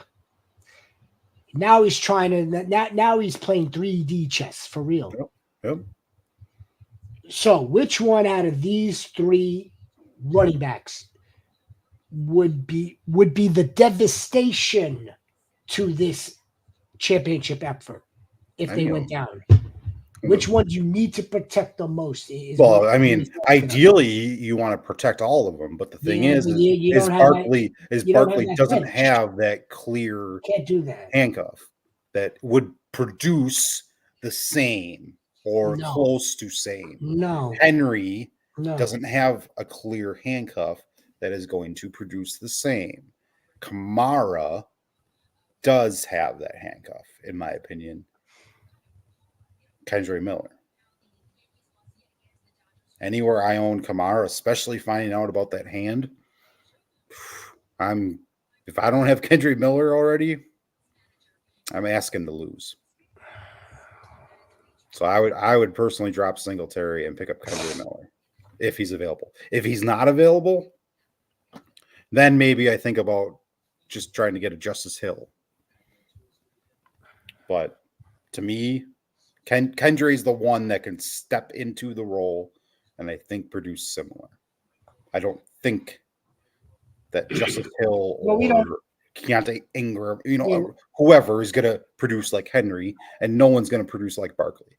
So the only viable handcuff to pick up that's going to produce like their starter or could, to me, is Kendrick Miller.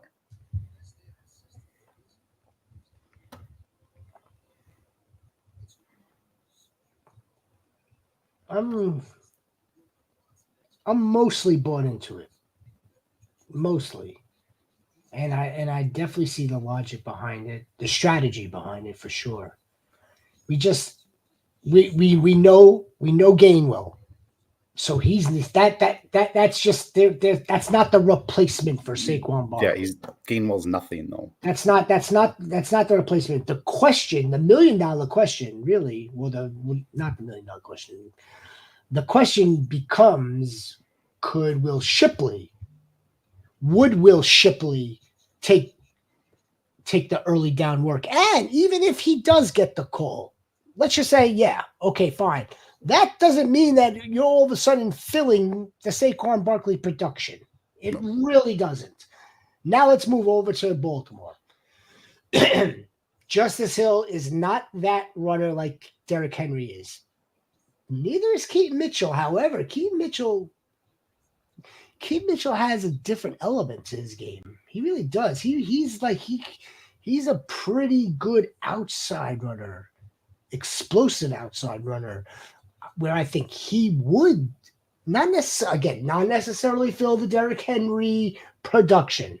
There's one freaking King Henry. There's really one Saquon. But I don't. Justice Hill isn't the answer there either. So using this type of flow, this type of deduction, that's what I mostly subscribe to. Kendra Miller could very well just be like Kamara 2.0. It could be. But again, we don't have a full book on Shipley, so that's not fair. We do have the book on Gainwell, and we have a little bit of a book on Keaton. We do. We've seen some explosiveness out of Keaton. But then you've also got Justice Hill, who they would most likely rely on. If I'm in your boat, B-Goat, I would probably want Kendra Miller. And if Justice Hill is available, try to maybe secure both. Yeah, I mean, if you have like a Keaton Mitchell six wide receiver or something like that you're never going to play, you don't have to do it. I don't think you need to do it now because, as we just alluded, his 21-day practice window open, so it's not he's not being activated yet. But Keaton Mitchell's got some juice to him. He's got some juice where shit. I mean, okay. Here, if you have an IR spot that's open, you hear me banging, right?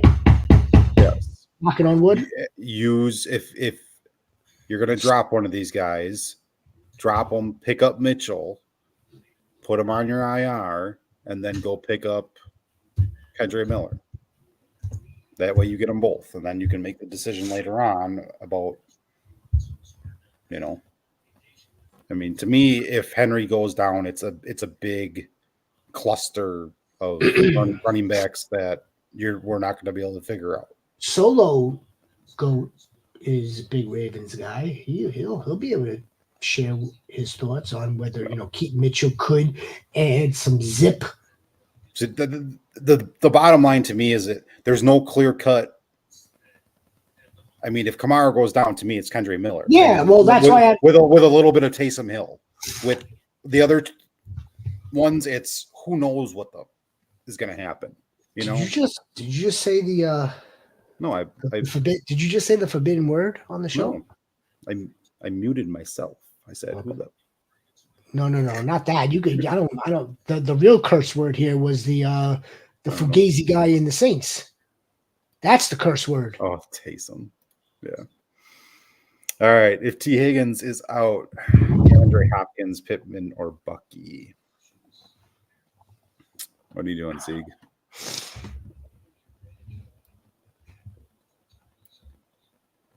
Let's assume T. Higgins is out. So here I would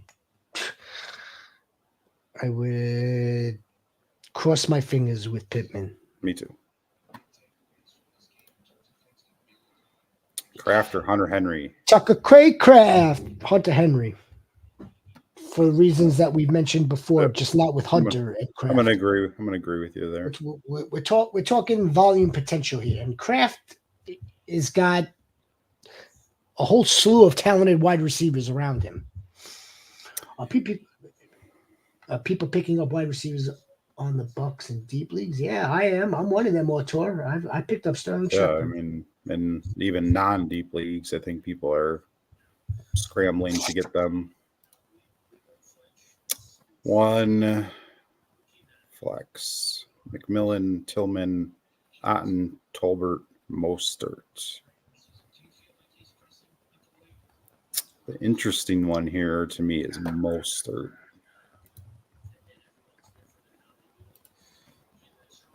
I think he's the most reliable. Ooey, 2K. Otten should be the tight end. Not necessarily. Not in the flex. Depends who's the other tight end. That's the first one. Second question from there. It would be Jalen Tolbert's coming on pretty nicely as wide receiver 2 for that team. Tillman, we want to see more from Tillman, and we need to see more from McMillan. Mm-hmm. Now we go with Jalen Tolbert here. I think he's going to be on the field more than I believe Raheem Mostert's going to be on the field. That's my tiebreaker. And if Cade Otton's going to tell us, if our goat over here is going to tell us that that his other tight end is like Brock Bowers, then maybe I would go with Cade Otton here, but maybe. But I'm going Mostert here. Next, Lockett or Romeo Dobbs? Lockett. Yeah.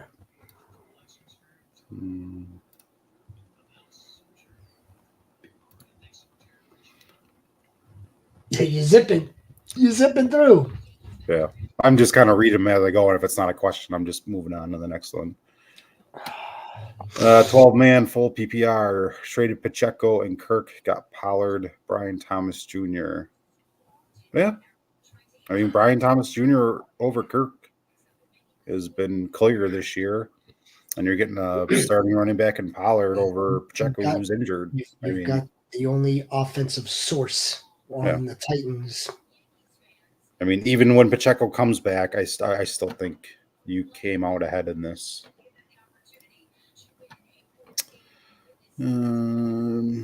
Fordham, if we schemed out against Titans, run D. Lions have gone to 12-man group against better T's and used more Brock. So you're Solo. Oh, hey, speaking of Solo. He heard us talking.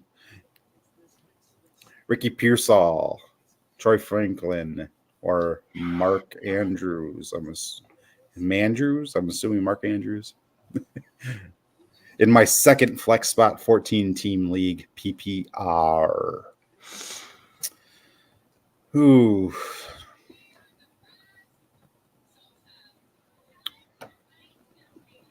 I don't like starting tight ends. Right, same principles as before. No matter what. I have in my dynasty league, I have Mark Andrews and Sam Laporta as my tight ends.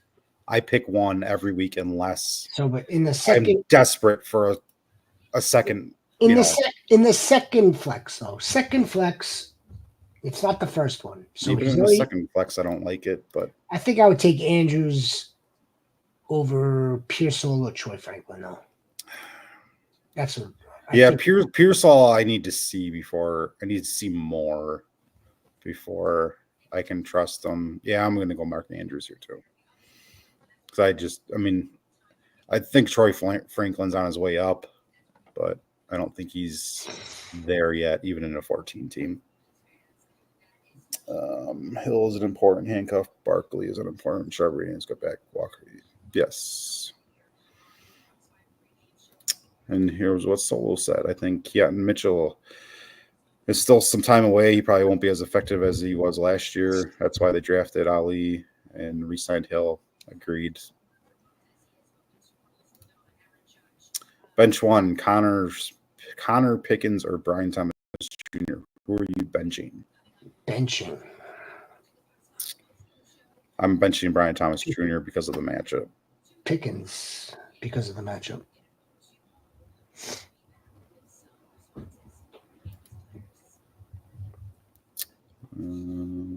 Is it dinner time?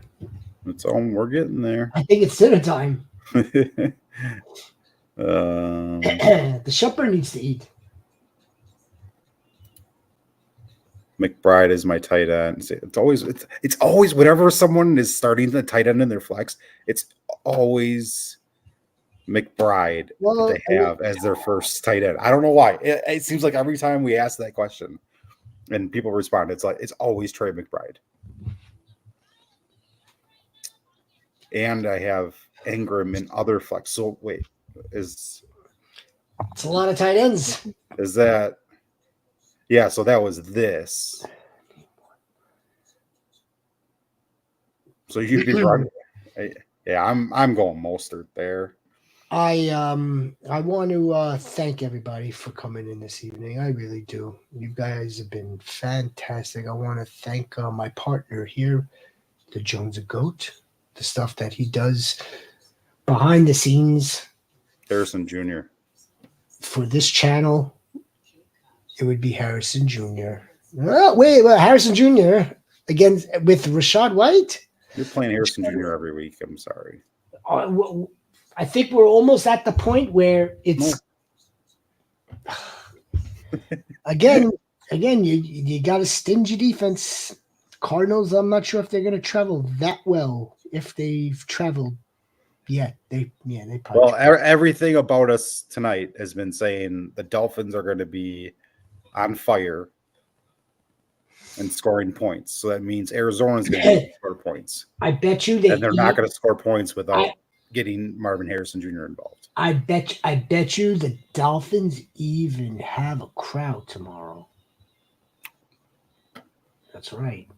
That sorry ass excuse for a football city.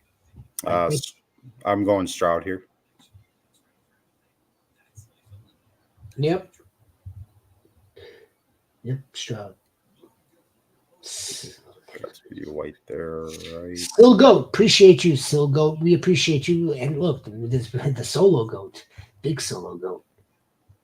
Jaden Reed is. I mean, if you have him, you're holding them. Yeah, he knows. And if I don't have him, I'd like to acquire him, but I mean, I'm not gonna. He knows this. Go crazy and overpay or anything, but I mean, it's good long-term outlook, good short-term outlook, good everything outlook. Yeah. All right, Jonesy. Ideally, he's my wide receiver 2 on my team, or maybe even a wide receiver 3. I wouldn't want him as my wide receiver 1 yet. Yeah, I'm in agreement over there. That's what I think. Yes, Solo. All right, let's wrap it. We're at 3 hours, 43 minutes, 17 seconds, 18 seconds. It's one for the ages. Thank you, everyone, for coming. Appreciate you. We will be back tomorrow night. Please like, 30. subscribe. That's the best thing you can do for us. So wish you guys the best of luck tomorrow. Tomorrow, Sunday reaction, Tuesday waivers. We're always here for you guys. Hit us up on our Twitter handles right here on the screen if you need something. That's it. Couldn't have said it better myself. Deuces. Good night, goats.